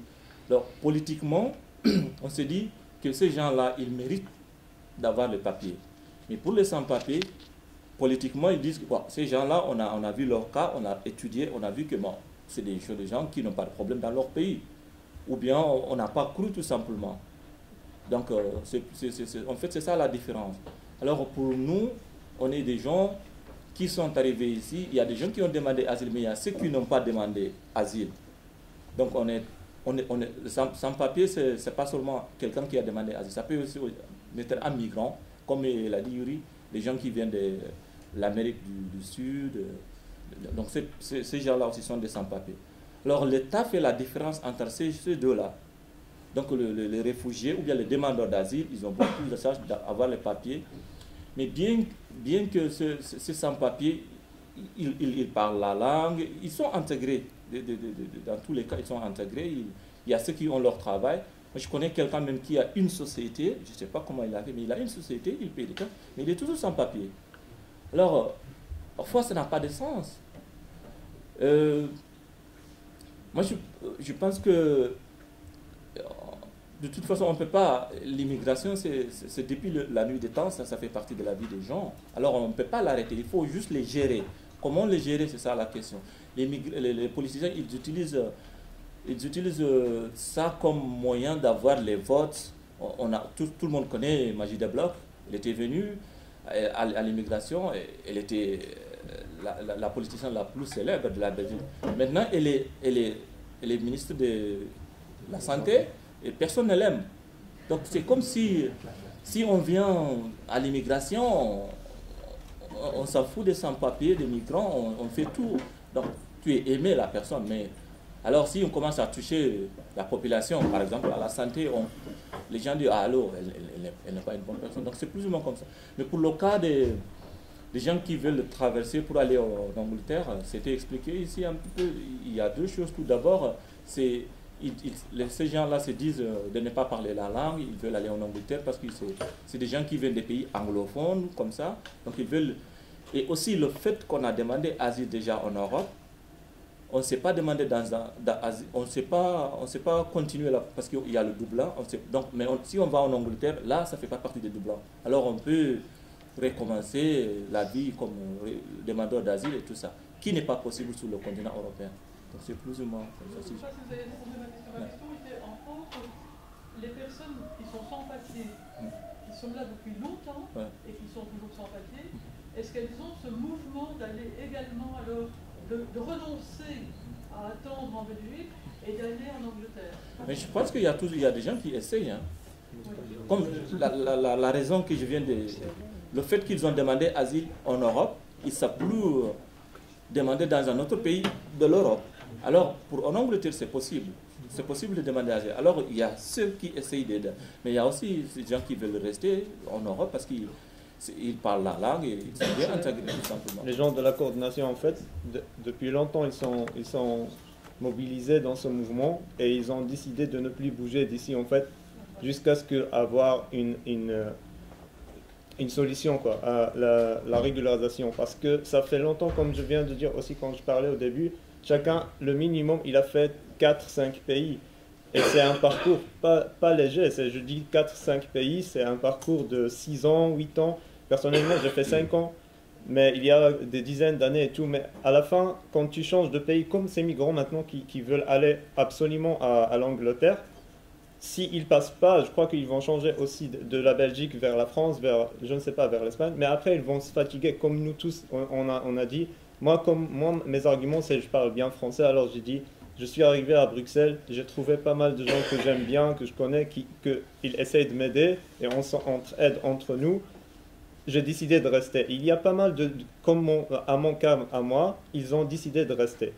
ils veulent plus bouger jusqu'à ce qu'il y a... C'est comme une dernière station. Soit je fais quelque chose ici, soit si je suis arrêté, expulsé, j'aurais essayé. Moi, je me dis ça, parce que j'ai essayé pas mal de fois et j'ai décidé de rester là. Mais il y a des autres, comme Doudou il a dit, qu'ils décident de changer aussi de cap. Mais moi, nous, en fait, tous les membres de la coordination, à part les gens qui étaient avec nous, ils étaient expulsés par force, on a décidé de rester. En fait, nous, ce qu'on a pu voir quand on était à Calais, c'est que à partir de 2014-2015, le nombre de personnes en fait, qui arrivaient à Calais, qui étaient bloquées en fait, à Calais, c'est notamment à ce moment-là que s'est créée la fameuse jungle dont on a parlé médiatiquement, etc. Alors qu'en fait, au passage, il y a eu d'autres jungles avant, en fait. La jungle étant un campement en fait, d'exilés où les gens se mettent à l'abri, quoi. Et donc il y avait beaucoup de gens. Enfin, il y avait un peu plus de gens qu'avant. On est passé de quelques milliers à Calais à 10 000, donc oui, le nombre a augmenté. Mais dans le même temps, en fait, la frontière s'est renforcée. En fait. Donc la possibilité de passer, c'est encore plus, a été plus compliqué, quoi. Et donc, comme je le disais dans mon intervention au tout début, c'est-à-dire que plus une route est compliquée, plus les gens en cherchent d'autres, en fait. Et ce qu'on a observé, c'est que des gens venaient à Bruxelles en fait, pour essayer de passer en fait, en montant dans un camion ici ou en montant. Alors ça s'est toujours fait depuis qu'il y a ce mirage qu'est le Royaume-Uni. On a toujours su que des gens venaient, mais c'était toujours en petits groupes où il n'y avait pas. Et comme Calais était bloqué et comme il y avait plus de gens, des gens se sont détournés en fait des campements du Calaisie pour venir ici. Et on a vu autour de la gare de Bruxelles des campements se créer. Et après, il y a eu la séquence du parc Maximilien. Mais là, c'est vous qui aurez le plus de choses à dire. Mais nous, on voyait ça de loin et on comprenait en fait. Dans certains campements, les gens disaient « ça passe pas ici, nous on va essayer à Bruxelles ». Donc c'est une des premières, un des premiers points que je voulais soulever. C'est-à-dire que je ne pense pas qu'il y ait d'évolution massive où les gens vont changer d'idée. Parce que moi, je pense que le parcours migratoire, c'est chaque personne a son parcours en fait, et qu'il n'y a pas vraiment d'évolution globale ou en tout cas ou de mouvement massif. C'est que les parcours se construisent individuellement, quoi. Nous on a vu sur les campements des gens qui avaient des types de séjours en Italie, quoi. Donc ça veut dire que les gens étaient régularisés en fait sur le territoire en Italie, mais pas de perspective, et donc ils reprennent la route en fait. Des gens qui arrivent de Suède ou d'Allemagne qui ont demandé l'asile, comme ça vient d'être dit, et qui en fait, devant un refus ou en étant déboutés, se disent je suis pas bien ici, je vais ailleurs, quoi. Donc il n'y a pas vraiment de... C'est des situations individuelles qui finalement des fois... donc moi j'aurais tendance à dire ça, c'est vrai, c'est que on peut être considéré comme sans-papier un jour à Bruxelles, et puis un jour on avoir ras-le-bol et se dire je reprends la route et je vais essayer de trouver mon chez-moi ailleurs, et peut-être que le chez-moi ce sera Londres ou Birmingham ou je sais pas. Et moi j'aurais tendance à vous répondre ça en fait. Si je peux me permettre quelques pistes de réflexion et quelques précisations. Je m'appelle Giovanna, je suis juriste au CIRE et je travaille aussi à l'AB humanitaire. Je pense qu'il faut faire attention déjà aux notions qu'on utilise, parce que de dire que les personnes ne peuvent demander l'asile au Royaume-Uni alors qu'ils sont dublinés, ça c'est pas vrai. Qui est passé par un pays de l'Union européenne, le Royaume-Uni fait partie du système de règlement de Dublin et du coup s'applique. Et c'est ce qu'on constate souvent. Moi, je viens de venir de la permanence juridique à la Gare du Nord. Souvent, il y a de la mauvaise information. Les gens ne savent pas parce qu'ils sont passés par les hotspots de l'Italie où ils se retrouvent empruntés de manière violente. On leur remet des formulaires qu'ils ne comprennent pas, où ils disent soit vous demandez l'asile, soit vous partez.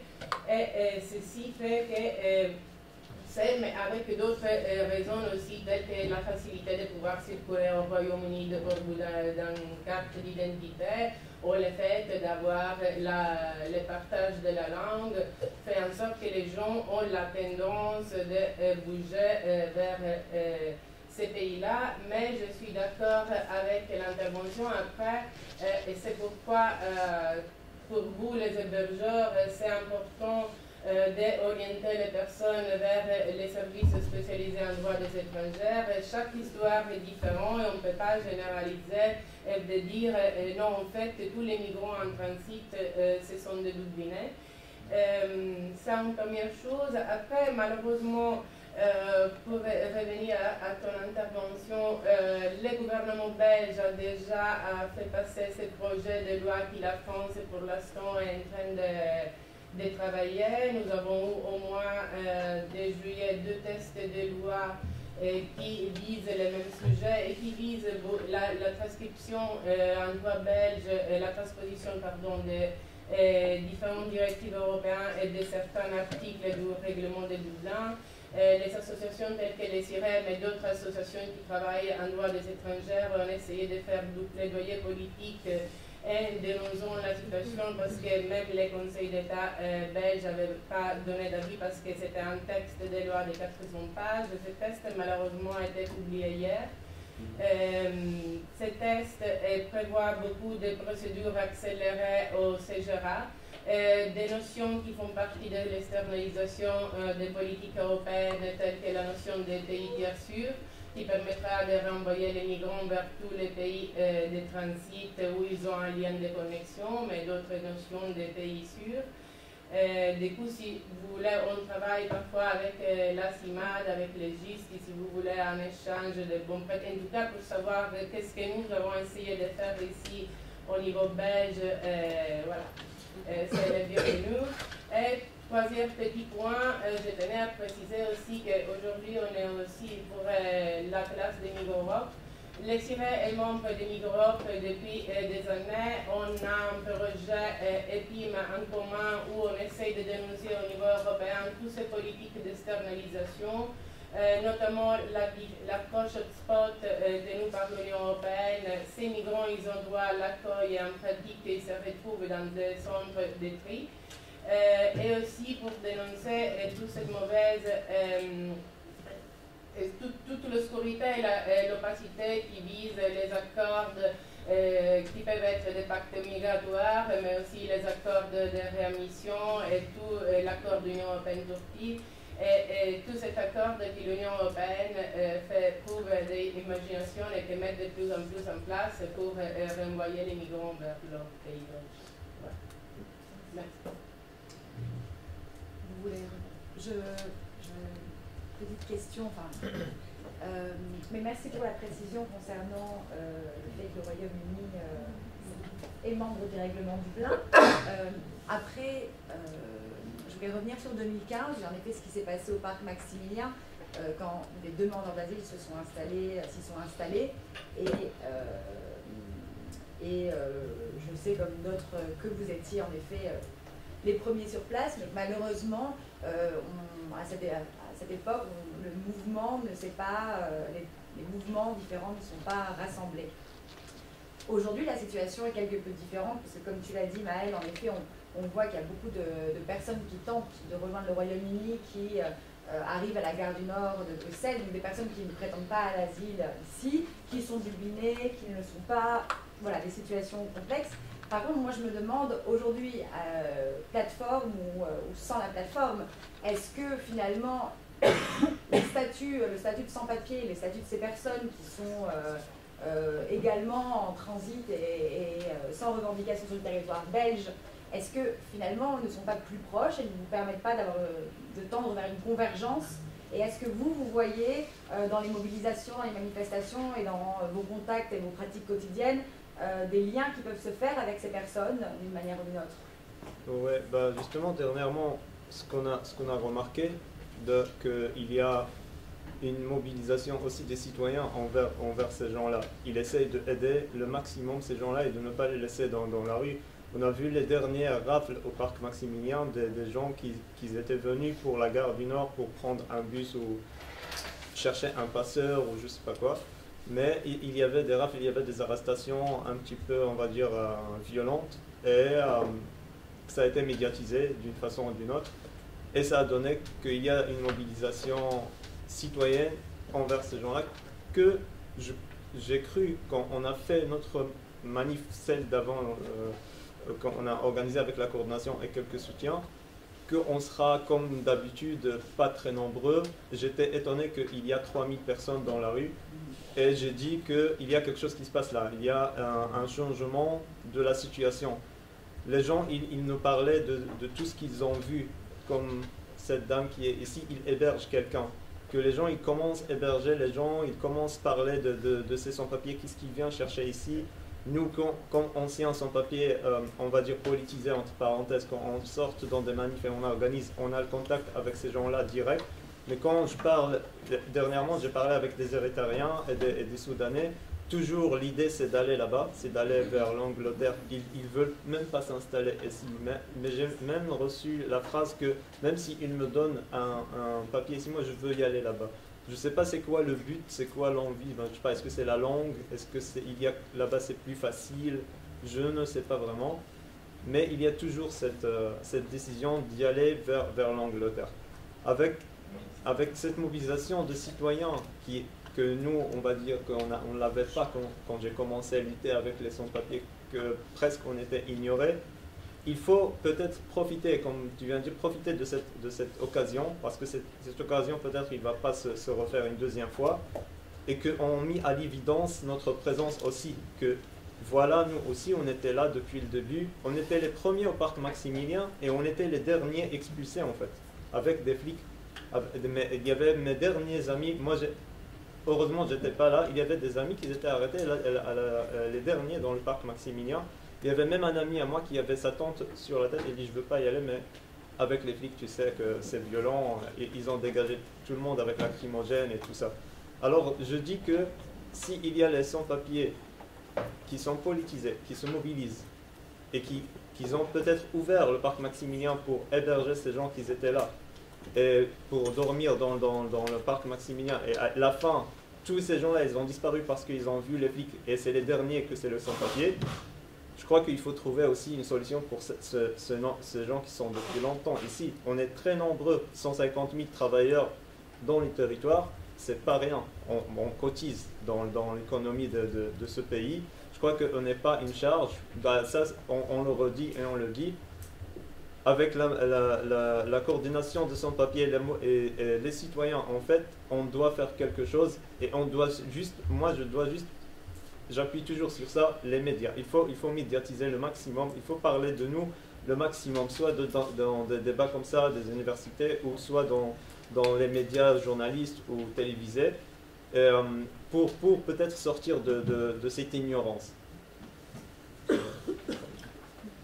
C'est juste pour ajouter que en fait, la coordination est maintenant en contact avec Mahdi, qui gère la plateforme de soutien aux réfugiés et aussi plateforme d'hébergement. Donc le but c'est de travailler ensemble avec cette plateforme et aussi voir comment est-ce qu'on peut travailler avec ces gens-là. Parce que la mobilisation des sans-papiers, c'est surtout le nombre. Donc on a beaucoup de gens qui sont dans cette situation comme ça. Donc on peut les avoir dans nos manifestations pour changer les choses politiquement. Quelle coopération, quel type de coopération? C'est juste les dernières 3 manifestations, c'est ça qui a donné peut-être l'ouverture de contact de la part de la plateforme et de la part de la coordination. Parce qu'on les a rencontrés dans l'initiative que la CNCD a fait, les communes hospitalières, dans un événement. Et après, on les a rencontrés dans la manif où on a exposé les gens qui ont perdu la vie dans l'océan. Et c'est là que Mahdi, il a parlé avec la coordination. La coordination aussi, il a envoyé maintenant une invitation à lui pour voir c'est quoi le point commun qu'on peut travailler ensemble et on peut avancer ensemble. Et que peut-être, si je ne voulais pas dire ça, mais peut-être oublier le passé, parce que dans le passé, il y avait un petit truc, mais moi, personnellement, oublions tout ce qui s'est passé, mais ce qui est maintenant. S'il y a un truc à faire ensemble, on doit le faire. Moi j'ai une petite 2 remarques et une question. La première remarque c'est concernant l'Atlas. J'en parle d'autant plus à l'aise que je n'ai pas participé à cet Atlas. Mais je dois avouer qu'autant en tant que chercheur qu'en tant que militant, c'est un outil qui est vraiment fantastique.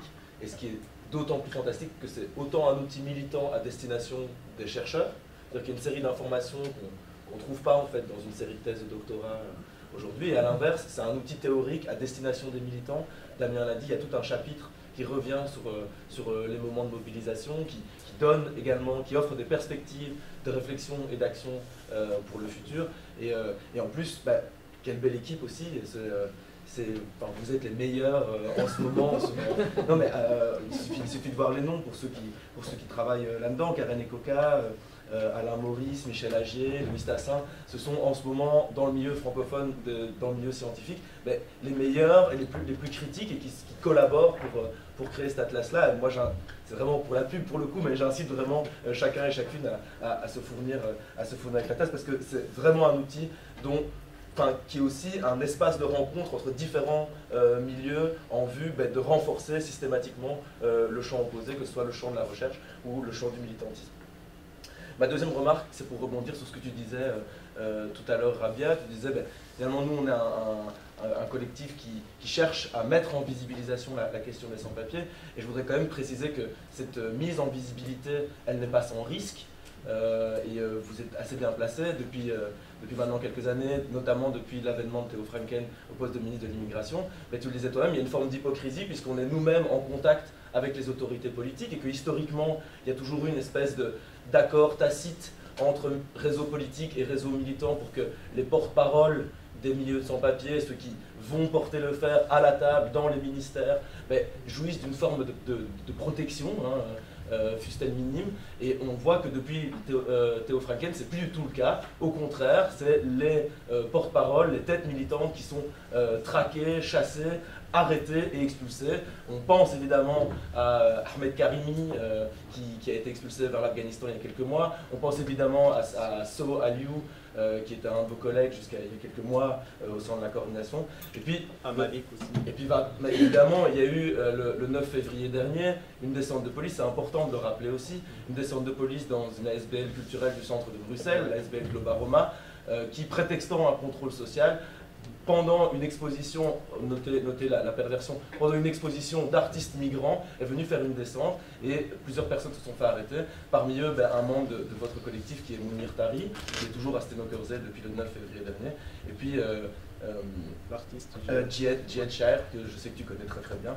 Et on pense évidemment très fort à eux et c'est vraiment important de rappeler combien cette mise en visibilité de votre cause vous met également en danger et qu'il est d'autant plus utile de se rassembler derrière vous. C'était pour ma deuxième remarque. Et donc je salue nos deux camarades qui sont en prison maintenant depuis un mois. Ma dernière question, c'est pour Maëlle, sur cette idée de compter les morts aux frontières. C'est une question que je pose souvent dans les colloques. Tu cherchais toi-même la question de pourquoi finalement est-ce qu'on a un intérêt à compter les morts et combien ce comptage un peu macabre est très souvent l'apanage des réseaux militants ou des réseaux associatifs. Et je me demandais dans quelle mesure aussi, finalement, les morts aux frontières, notamment les morts en Méditerranée, n'étaient pas pour le réseau militant, mais cette fois-ci pour les réseaux, pour l'État, pour les pouvoirs étatiques et pour le pouvoir européen, finalement, le seul marqueur qui existe de l'efficacité de ce qu'on nomme une politique migratoire. C'est-à-dire qu'on sait que la politique migratoire européenne est une politique dans laquelle on investit chaque année de plus en plus d'argent. C'est un des seuls budgets de l'Union européenne qui augmente de manière exponentielle chaque année. Et pour une efficacité, je fais l'avocat du diable, mais pour une efficacité en termes de blocage des flux des migrants qui semble parfois difficilement perceptible. Or, finalement, les morts aux frontières et les morts en Méditerranée, c'est un argument complètement macabre que je mets en avant, mais évidemment c'est plutôt titillé pour vraiment avoir une réponse là-dessus. Est-ce qu'elle n'est pas aussi, et de manière tout aussi perverse, le seul marqueur objectif de l'efficacité de la militarisation des frontières européennes et finalement de cette traque aux migrants qui visent vraiment qui sont des politiques mortifères, quoi. Donc je me demandais si vraiment est-ce qu'on peut imaginer aussi que ces chiffres-là soient repris par les instances étatiques pour justifier le renforcement des politiques migratoires en disant finalement on a ceux qui sont morts au moins ne sont pas rentrés sur notre territoire. Tant que tu ris, ça me fait plaisir, professeur.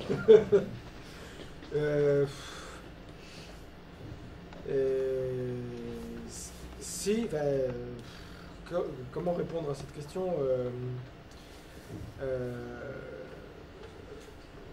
je sais pas, juste partir d'une réflexion en fait, ce travail-là que j'ai mené, qu'on a mené avec Nicolas, il est assez récent, ça date de 1 ou 2 ans maintenant, un peu plus peut-être.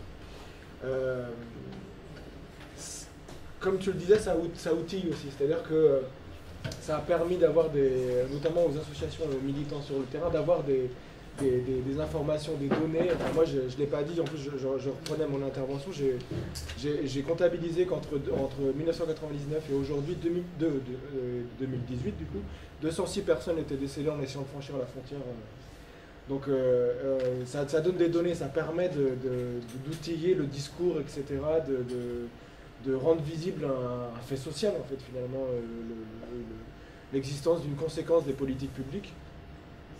J'ai souvenir, en fait, peu de temps après que la carte soit sortie, d'un communiqué de presse des associations locales qui disait, enfin j'ai trouvé ça intéressant, parce qu'ils se saisissaient pour la première fois collectivement de cette question, et ils interpellaient le ministre de l'Intérieur, à l'époque c'était Cazeneuve, et ils disaient, rendez-vous compte, voyez ce que ça fait, des gens meurent à cause de vous, nanana. Et j'ai eu ce même, enfin en tout cas je comprends ta question de cette manière-là, en fait. À la fin du texte, les associations appelaient le ministre de l'Intérieur à une prise de conscience, en disant regardez, en fait, les gens meurent, quoi. Et en fait, je trouvais que c'est une posture naïve, quoi. Enfin, je suis d'accord avec toi, c'est-à-dire que finalement, en fait, l'aboutissement de toute cette politique publique, c'est ça, en fait, c'est que les gens meurent, en fait. C'est qu'en fait, le message qu'a envoyé aux gens qui sont en migration, moi je le comprends comme ça, je ne suis pas migrant, mais je le comprends comme ça, c'est-à-dire que on leur dit, ok, vous voulez quand même partir, alors, parce qu'en fait il faut prendre le processus de migration comme un processus, justement, comme un chemin, c'est-à-dire que si on veut venir ici, on essaie d'abord d'avoir un visa, et puis en fait dans les ambassades c'est bakchiche et compagnie, et le nombre de visas délivrés est infime, donc quand on en a marre de poireauter pour avoir un visa, et ben on se décide de prendre la route, quoi. Et on prend la route, et alors du coup on a des difficultés déjà à sortir de son pays parce que les frontières sont compliquées, et après on peut se faire, quand on arrive en Libye, c'est la torture et compagnie, et esclavage, donc je vous passe les détails, vous connaissez peut-être autant que moi, en tout cas ce que je me dis, c'est que tous ces entraves à la mobilité, en fait, au cas où les gens n'ont pas compris, en fait, qu'on ne veut pas de vous, bah, le stade ultime, c'est que vous allez mourir, en fait. Vous allez mourir en traversant le bras qui sépare la Tunisie de Lampedusa, ou alors vous allez mourir tué par un garde-côte turc, vous allez mourir en passant la frontière franco-britannique, mais en tout cas, le stade ultime, en tout cas le message ultime, c'est de vous dire, mais de toute façon, on ne veut pas de vous, quoi, basta, quoi. Donc, moi j'aurais tendance à répondre comme ça, c'est-à-dire que finalement c'est ça qui est recherché, quoi. Et j'en veux pour preuve je ne saurais pas dire la citation exacte, mais ça a été repris dans un éditorial de plein droit qui est la revue du Gisti, et l'éditorial a été écrit par Jean-Pierre Allot, du coup un ancien salarié du Gisti, où il reprenait une citation de Cazeneuve à l'époque, et en gros Cazeneuve disait, c'est à cause des associations qui sauvent les personnes en Méditerranée qu'ils arrivent dans les campements du nord de la France et d'ailleurs en Europe. Donc, en fait, s'il n'y avait pas ces associations-là qui font leur boulot, qui malheureusement sauvent des gens, quoi, c'est chiant, quoi, et qui sauvent des gens, et ben, s'il n'y avait pas ces associations-là, ben, les gens mourraient et on n'aurait pas ce problème de campement, en fait. Et donc le ministre de l'Intérieur de l'époque avait dit ça, quoi. Donc finalement, ça illustre bien, en fait, dans quelle perspective il se pose, quoi. J'aurais tendance à répondre à ta question de cette manière-là. Juste sur l'utilisation, et après je vais très vite parce qu'il faut laisser la parole. Mais il y a un très bon article de Charles Heller et de Watch the Med qui s'occupe notamment du comptage des naufrages en Méditerranée et de la non-assistance à personnes en danger, et qui revient sur la question de la comptabilité des morts, qui est au départ un travail fait par le monde associatif, le monde militant, pour politiser la question, pour faire prendre conscience. Et comme tu l'as dit, aujourd'hui, on assiste à une récupération par des organisations comme l'Organisation internationale pour les migrations ou le Commissariat des Nations Unies pour les réfugiés, qui, avec un regard plus technique, font ce comptage avec évidemment des moyens démesurés par rapport, bien plus importants que ceux que des associations ou des collectifs peuvent avoir, et produisent ces chiffres qui aujourd'hui ne sont plus, qui n'ont pas pour objectif d'être politiques, donc d'être utilisés par des militants pour faire prendre conscience ou sensibiliser, mais pour montrer des faits. Et alors, sur la question de la Méditerranée et du fait de finalement vouloir dissuader à tout prix par la mort, il y a quand même aussi derrière une autre logique qu'on constate, c'est qu'on justifie que c'est à partir de ces chiffres de naufrages, de morts aux frontières, que certaines politiques migratoires, certaines opérations vont être mises en œuvre pour y répondre. Je pense en particulier aux opérations de sauvetage en mer Méditerranée, où c'est parce que le 3 octobre 2013, plus de 366 personnes sont mortes en mer au large de Lampedusa, que quelques jours après, on a pu approuver, enfin, le Parlement européen a approuvé la mission, le programme Eurosur, et que l'Italie a mis en place l'opération Mare Nostrum, qui n'est pas seulement une opération de sauvetage, mais aussi une opération militaire qui a permis, doucement, lentement, de préparer ensuite la formation des gardes-côtes en Libye et la situation que l'on connaît aujourd'hui en Libye. Donc il y a toujours derrière il y a deux questions, deux choses à prendre en compte, c'est l'utilisation des chiffres, l'utilisation politique des chiffres, et c'est là où l'Atlas est indispensable, comme pour comprendre les nouvelles voies, la création de nouvelles voies, les contournements des points de sécurité, comme tu l'as montré. Première étape, deuxième étape, troisième alternative, les parkings, et puis aujourd'hui la Belgique. Et d'autre part, sur la question des morts, pour répondre à Yuri, il y a quand même aussi derrière cette réappropriation et cette justification pour mettre en place de plus en plus de mesures sécuritaires et militaires. Mais juste pour compléter, et ça va vraiment dans ce sens-là, c'est-à-dire qu'aujourd'hui, dans le discours tant national en France qu'européen, on peut entendre Macron dire on doit trier les gens, excuse-moi j'utilise des mots forts, mais on doit trier les exilés dès les pays de départ. Pourquoi? Pour leur faire éviter de prendre le voyage, de faire un voyage dangereux et de risquer leur vie. Donc les morts sont devenus une excuse, ou en tout cas une raison pour dire il faut vraiment faire attention, le chemin est dangereux, donc on va vous trier en amont. Donc à Niamey, maintenant il y a des associations dont je pense à Forum Réfugiés en France, dont le rôle c'est d'identifier des dossiers en fait, comme on peut le faire, comme il existe des fois en préfecture où en fait certaines associations mettent plus en avant ce dossier-là que ce dossier-là pour envisager une régularisation. La même chose se fait désormais maintenant dès les pays dits de départ ou maintenant de transit, où en fait des associatifs sont chargés d'identifier les bons qui vont pouvoir imaginer avoir une régularisation soit par l'obtention d'une carte de réfugié et ainsi pouvoir voyager, quoi.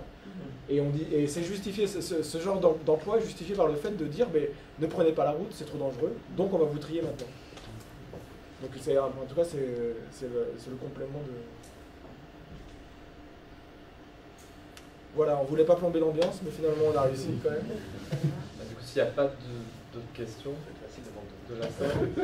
Moi j'aurais peut-être une question un peu générale et un peu d'ouverture, et peut-être pour faire un petit tour de parole sur cette idée justement qui ont été des grilles de créer des regroupements, créer des coalisations on a parlé des états généraux de la migration en France, on a parlé ici, vous venez de parler justement des liens avec la plateforme d'hébergement. Je crois que c'est vraiment des enjeux qu'on retrouve un peu partout en Europe actuellement. Pour revenir dans l'Atlas, il y a aussi des pages très intéressantes sur les villes rebelles en Espagne. Et évidemment, il y a une analyse de la personne qui a écrit ça justement sur les limites d'un tel regroupement et d'une telle mobilisation. Donc du coup, j'aimerais un peu me tourner vers vous et à vos échelles, dans vos luttes quotidiennes, quelles sont actuellement, selon vous, les conditions et les limites d'un regroupement important sur ce sujet migratoire? On vient un peu de l'évoquer tout à l'heure. Est-ce que c'est par exemple travailler à quel horizon, quelle idéologie on met derrière la liberté de circulation? C'est bien que tout le monde n'est pas d'accord parmi les gens qui travaillent sur ces questions-là. Est-ce que c'est au contraire créer donc des coalisations sur des causes ponctuelles? Est-ce que c'est, comme c'est un peu l'enjeu des états généraux de la migration, il y a un peu ça dans le cahier des doléances, moi j'ai bossé notamment là-dessus pour l'ANAFE, de la politisation, c'est-à-dire avec qui on parle au niveau politique, si on parle au niveau politique avec des partis, avec des personnalités, est-ce qu'on y va ou pas, selon quel terme? Bref, j'aimerais vous redonner la parole pour que éventuellement vous nous donniez quelques éléments pour comprendre comment est-ce qu'on peut faire des rassemblements plus larges. Voilà. Ouais, je peux répondre un peu à cette question. C'est juste que déjà je voulais parler sur ce qu'il vient de dire, j'ai oublié. Ouais, sur le projet de Frontex, qu'il essaye de maintenant arrêter les migrants chez lui avant d'arriver déjà en Europe. Parce que j'ai lu, ça fait presque un an je crois, qu'ils ont fait des centres fermés même au Maroc, en Espagne et après en Libye, d'arrêter les migrants avant qu'ils franchissent l'Europe. Et ça, c'est un projet que l'Europe il finance vraiment beaucoup d'argent, il donne beaucoup d'argent sur ce projet. Dernièrement en Italie aussi, avec les élections, ce qui se passe maintenant en Italie, j'ai entendu un discours qui dit qu'on va arrêter même les missions de sauvetage pour les migrants qui arrivent. Et pour répondre à votre question, moi j'aurais aimé parce qu'on est tous là sur un seul but, sortir ces gens-là de cette situation. Et je trouve qu'il y a pas mal d'associations qui travaillent sur cette question, mais chacun il prend la barre ailleurs, tu vois, et chacun fait son travail avec son point de vue. Moi, mon envie qu'ils font ça rassembler parce qu'on est tous dans la même lutte, dans le même chemin, et on doit être, comme Doudou il a dit, on doit être en masse, parce que c'est la masse des fois dans la rue qui compte. Parce que des fois on a organisé des manifestations, quand on a dit allez on va sortir tout seul, et on n'était vraiment pas nombreux, et malheureusement on était comme ignorés, quoi. On passait dans la rue. Et c'est très compliqué de négocier des parcours que nous, on a envie de passer pour un peu parler avec les gens et tout ça. Avec les policiers, ils ne donnent pas les parcours qu'on demande. Toujours, ils nous donnent des rues que personne ne va t'entendre, quoi. Et c'est là que peut-être le rôle des associations, si on les ramène avec nous, c'est eux qui vont négocier des parcours intéressants, peut-être de proposer ou de négocier avec nous, avec les politiciens, parce que nous, on est juste des êtres humains, des gens qu'on a quitté notre pays sur... il y a pas mal de raisons et on n'est pas très politisé, même si maintenant c'est le cas parce qu'on fait de la politique mais juste un peu, mais on espère bien d'avoir des gens qui ont du poids et qui peuvent négocier avec ces politiciens, et voilà, ces gens-là ils sont pas là pour voler ou pour tout, on veut casser tous les préjugés. Il y a des exemples, il y a pas mal d'exemples. Il y a l'exemple dernièrement d'un Afghan, j'ai oublié son nom, et il était relâché parce que il travaillait juste dans un restaurant, il y avait un contrôle de travailleurs et il était dans un centre fermé, mais il y avait une très belle mobilisation des citoyens, ils ont fait une pétition pour lui et tout, ça a aidé pour le relâcher et il était libre. Ça donne un peu d'espoir pour notre coordination et on essaye de continuer la lutte avec tous nos soutiens, mais j'espère juste qu'ils s'entendent aussi sur un point. Il faut sortir ces gens-là de cette situation. Après, si on a des différences et si on a des conflits, on va parler après. Mais le premier but, c'est la régularisation et on verra. Juste pour ajouter qu'à la coordination, même on a un groupe qui vient des syndicats. Donc on travaille beaucoup avec les syndicats. Donc on est aussi très présent dans les mouvements citoyens. Il y a aussi, la coordination fait partie d'une organisation qu'on appelle, il y a la commune hospitalière, mais aussi il y a la caravane des sans-papiers. Alors là, on va d'une ville à une autre rencontrer la population. Donc on est très présent au niveau politique parce qu'on sait bien que c'est seulement la mobilisation et seulement aussi converger de lutte avec les autres qu'on peut avoir notre régularisation.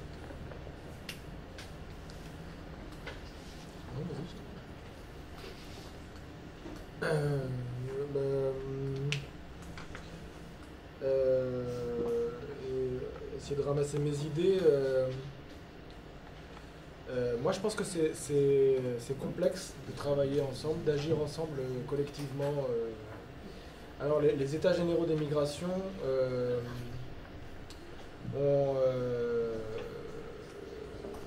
rassemblent principalement des acteurs associatifs, militants, même des collectifs. Voilà, si on fait un rapide résumé. Mais à l'avantage, il me semble, de déborder un peu, et là où des fois des acteurs migrants sont absents, j'ai l'impression qu'ils sont un peu plus présents, peut-être pas sur tous les territoires, mais en tout cas des organisations sont apparues pour un certain nombre de gens qui sont connaisseurs de la question. Donc c'est intéressant, c'est un enjeu important, je pense, de déborder un peu le cercle militant habituel. Cela dit, c'est un enjeu, mais c'est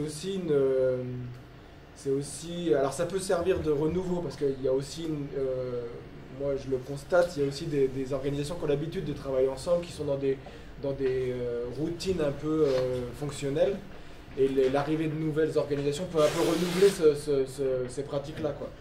Cela dit, il faut espérer que les habitués de la mobilisation soient capables d'entendre ces nouvelles voix, quoi. Après, voilà, il s'agit de construire une culture commune de mobilisation, d'action. Ça se fait pas comme ça en un claquement de doigts.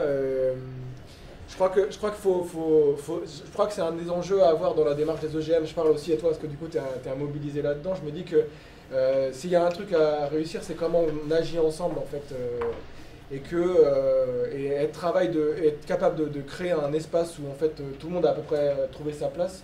Ça serait une perspective vraiment intéressante. Et après on pourrait parler revendication mais je trouve que la question de la dynamique en tant que telle me semble importante en fait. Et après élargir peut-être les choses, mais je pense qu'il faut d'abord envisager l'autonomie de la mobilisation et après peut-être aller discuter avec les syndicats ou avec d'autres acteurs. Il y a une chose que j'avais oubliée dans mon énumération en fait, des mobilisations en France, c'est une initiative qui a eu lieu il y a 10 jours, maintenant 15 jours, à Grande-Synthe. Grande-Synthe, c'est pas loin d'ici en fait, où un maire, on pourrait dire hospitalier, en fait, a décidé de dire les exilés qui sont en partance pour l'Angleterre, moi je vais faire quelque chose, je vais m'organiser. Il a créé un camp humanitaire en 2015. Damien Carême. Oui, exactement. Damien Carême, et donc tout son engagement, là, qui d'ailleurs qui ne date pas de 2015-2016, il date d'avant, il était déjà présent sur cette question-là, s'est traduite par 2 jours, il a appelé ça la Convention nationale sur l'accueil et l'immigration. Et la volonté de ce maire, c'est d'une part de faire émerger un réseau d'élus qui sont prêts à créer des politiques d'accueil en fait, sur leur territoire, quoi. Et il s'avère qu'en France, c'est une réalité, quoi. C'est-à-dire qu'il y a Grande-Synthe, mais il y a également le maire de Grenoble qui a une politique de ce genre-là. Il y a des élus au niveau de Briançon. Briançon, c'est une petite ville, il n'y a pas beaucoup d'enjeux politiques, mais c'est à la frontière justement entre l'Italie et la France, où aujourd'hui il y a plein de jeunes, notamment mineurs originaires d'Afrique de l'Ouest, qui passent par ici pour rallier la France, quoi. Et donc, la volonté de Carême, c'est d'essayer de rassembler en fait, ces élus-là dans un réseau. En fait. Je pense que moi, ça évoque une dimension, c'est-à-dire qu'on voit que les États sont à l'unisson sur des politiques. Par contre, à l'échelon municipal, il y a peut-être des choses à jouer, quoi. Il y a peut-être des choses qui se font déjà, premièrement, concrètement, et il y a peut-être des perspectives qui s'ouvrent, quoi. Et je trouve que ça redéfinit un peu la dimension de l'État, quoi, et de cette volonté toujours de penser à l'échelon national ou étatique. En tout cas, ça ouvre des perspectives, quoi. Et donc, Carême a cette volonté-là. Et lui, il veut même aller plus loin. C'est-à-dire que lui, il voit déjà l'étape suivante, c'est qu'après, il veut qu'à ce réseau d'élus s'adosse un réseau d'associations, en fait. Alors, quand il a fait sa convention, il a appelé les EGM et il a dit moi je veux faire un truc avec vous. Et à l'époque, les États généraux d'immigration ont dit non, nous on va y aller, on va d'abord avoir notre voix, notre autonomie, mais on peut venir, mais on veut pas travailler avec, on veut pas co-organiser l'événement.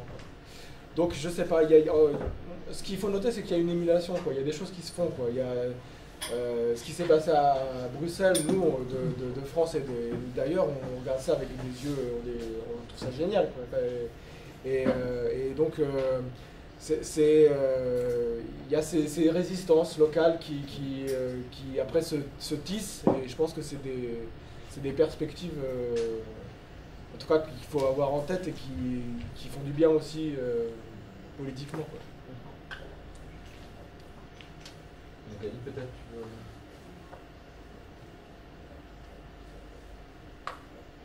D'autres questions, d'autres remarques? Oui.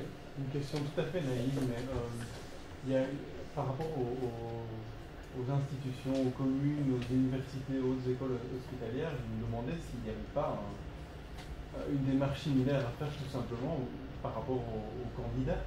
On a des élections communales qui se passent en octobre. En Belgique, ça c'est le niveau local, mais en 2019, on a une flopée d'élections. Et est-ce qu'il n'y a pas une démarche à faire vers ces candidats qui vont après aller voter au niveau fédéral et au niveau européen, d'aller les mettre face caméra ou les mettre face à des courriers en disant est-ce que vous considérez comme un candidat hospitalier ou non? Enfin, je ne sais pas si ça a déjà été proposé, mais je me disais, en fait, derrière une commune ou derrière une université, on peut encore toujours se cacher en disant oui, j'étais là, mais je ne sais pas vraiment quelle est ma position. Si on met en face des candidats cette proposition, ça me paraît, enfin, au moins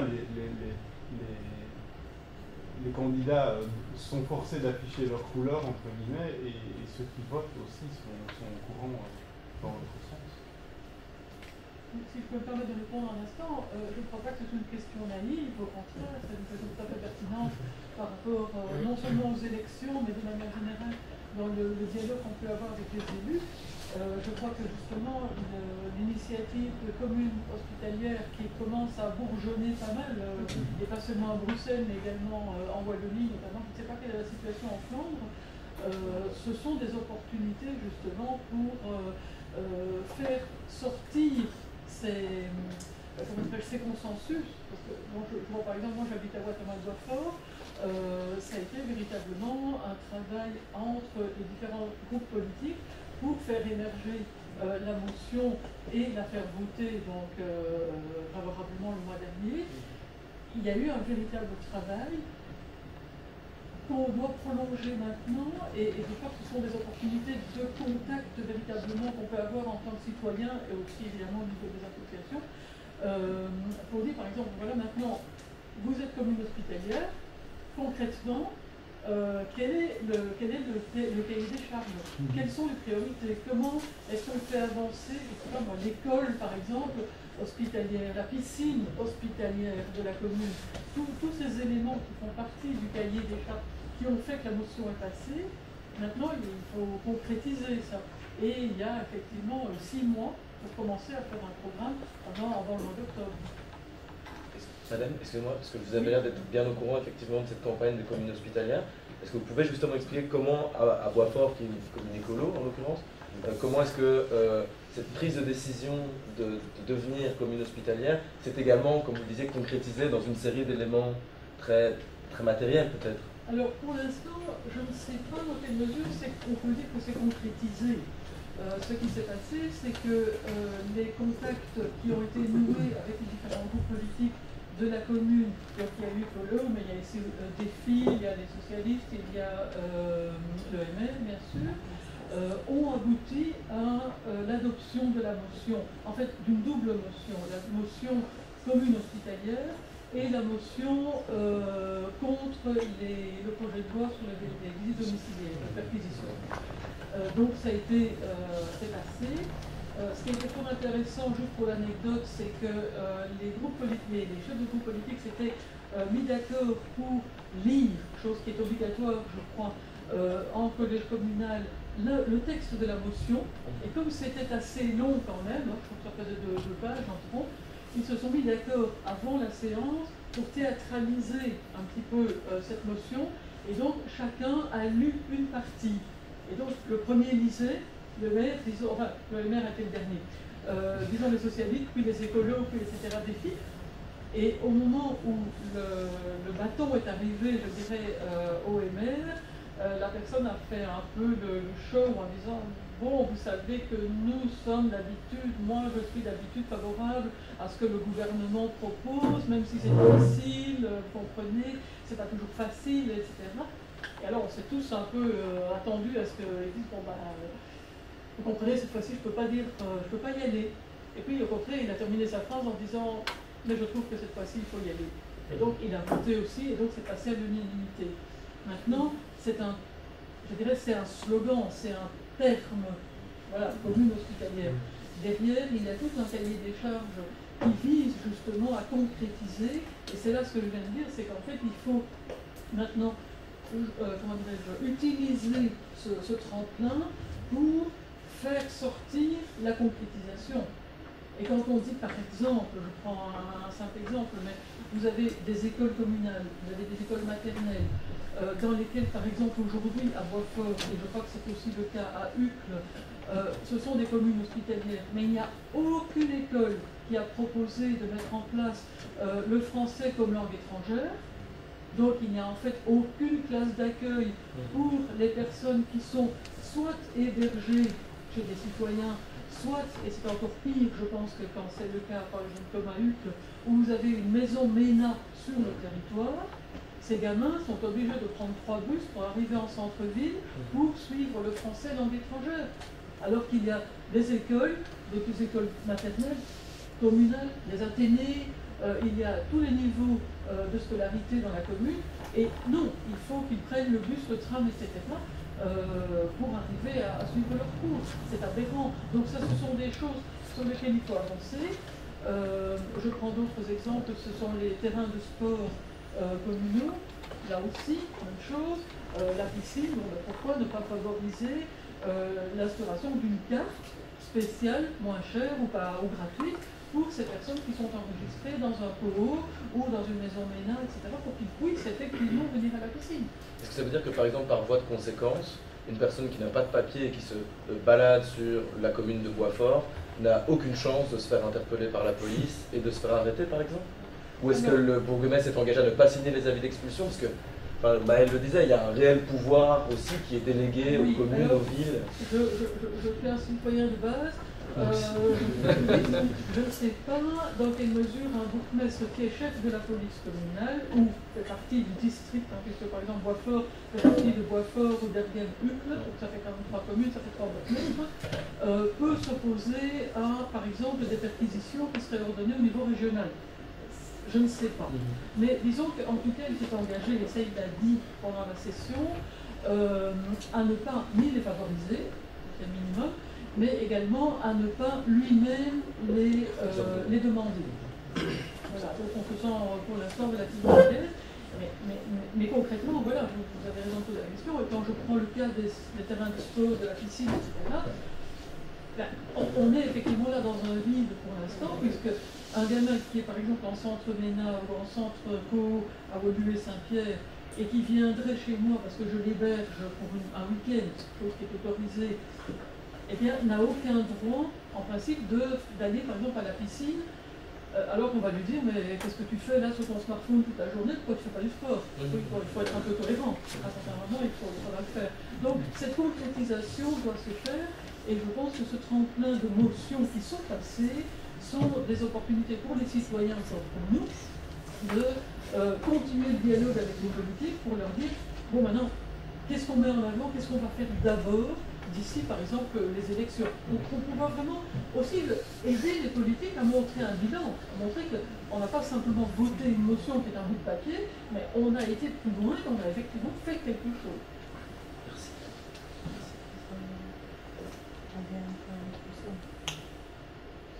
Non. Est-ce qu'il y a d'autres questions, dernière petite question? Non. On va clôturer maintenant. Je pense que tout d'abord, on remercie donc les 4 intervenants d'être venus nous parler un peu de tout ça. Je rappelle que dans toutes les bonnes librairies de la ville, vous pouvez trouver ce magnifique atlas pour une somme tout à fait modique. Et il y en a quelques exemplaires. Voilà, il y a quelques exemplaires si vraiment vous voulez l'acheter on the spot. Et voilà. Merci à tous. Ah, et merci évidemment à Sans Papier TV qui va relayer sur les ondes virtuelles tous nos échanges. Voilà, merci.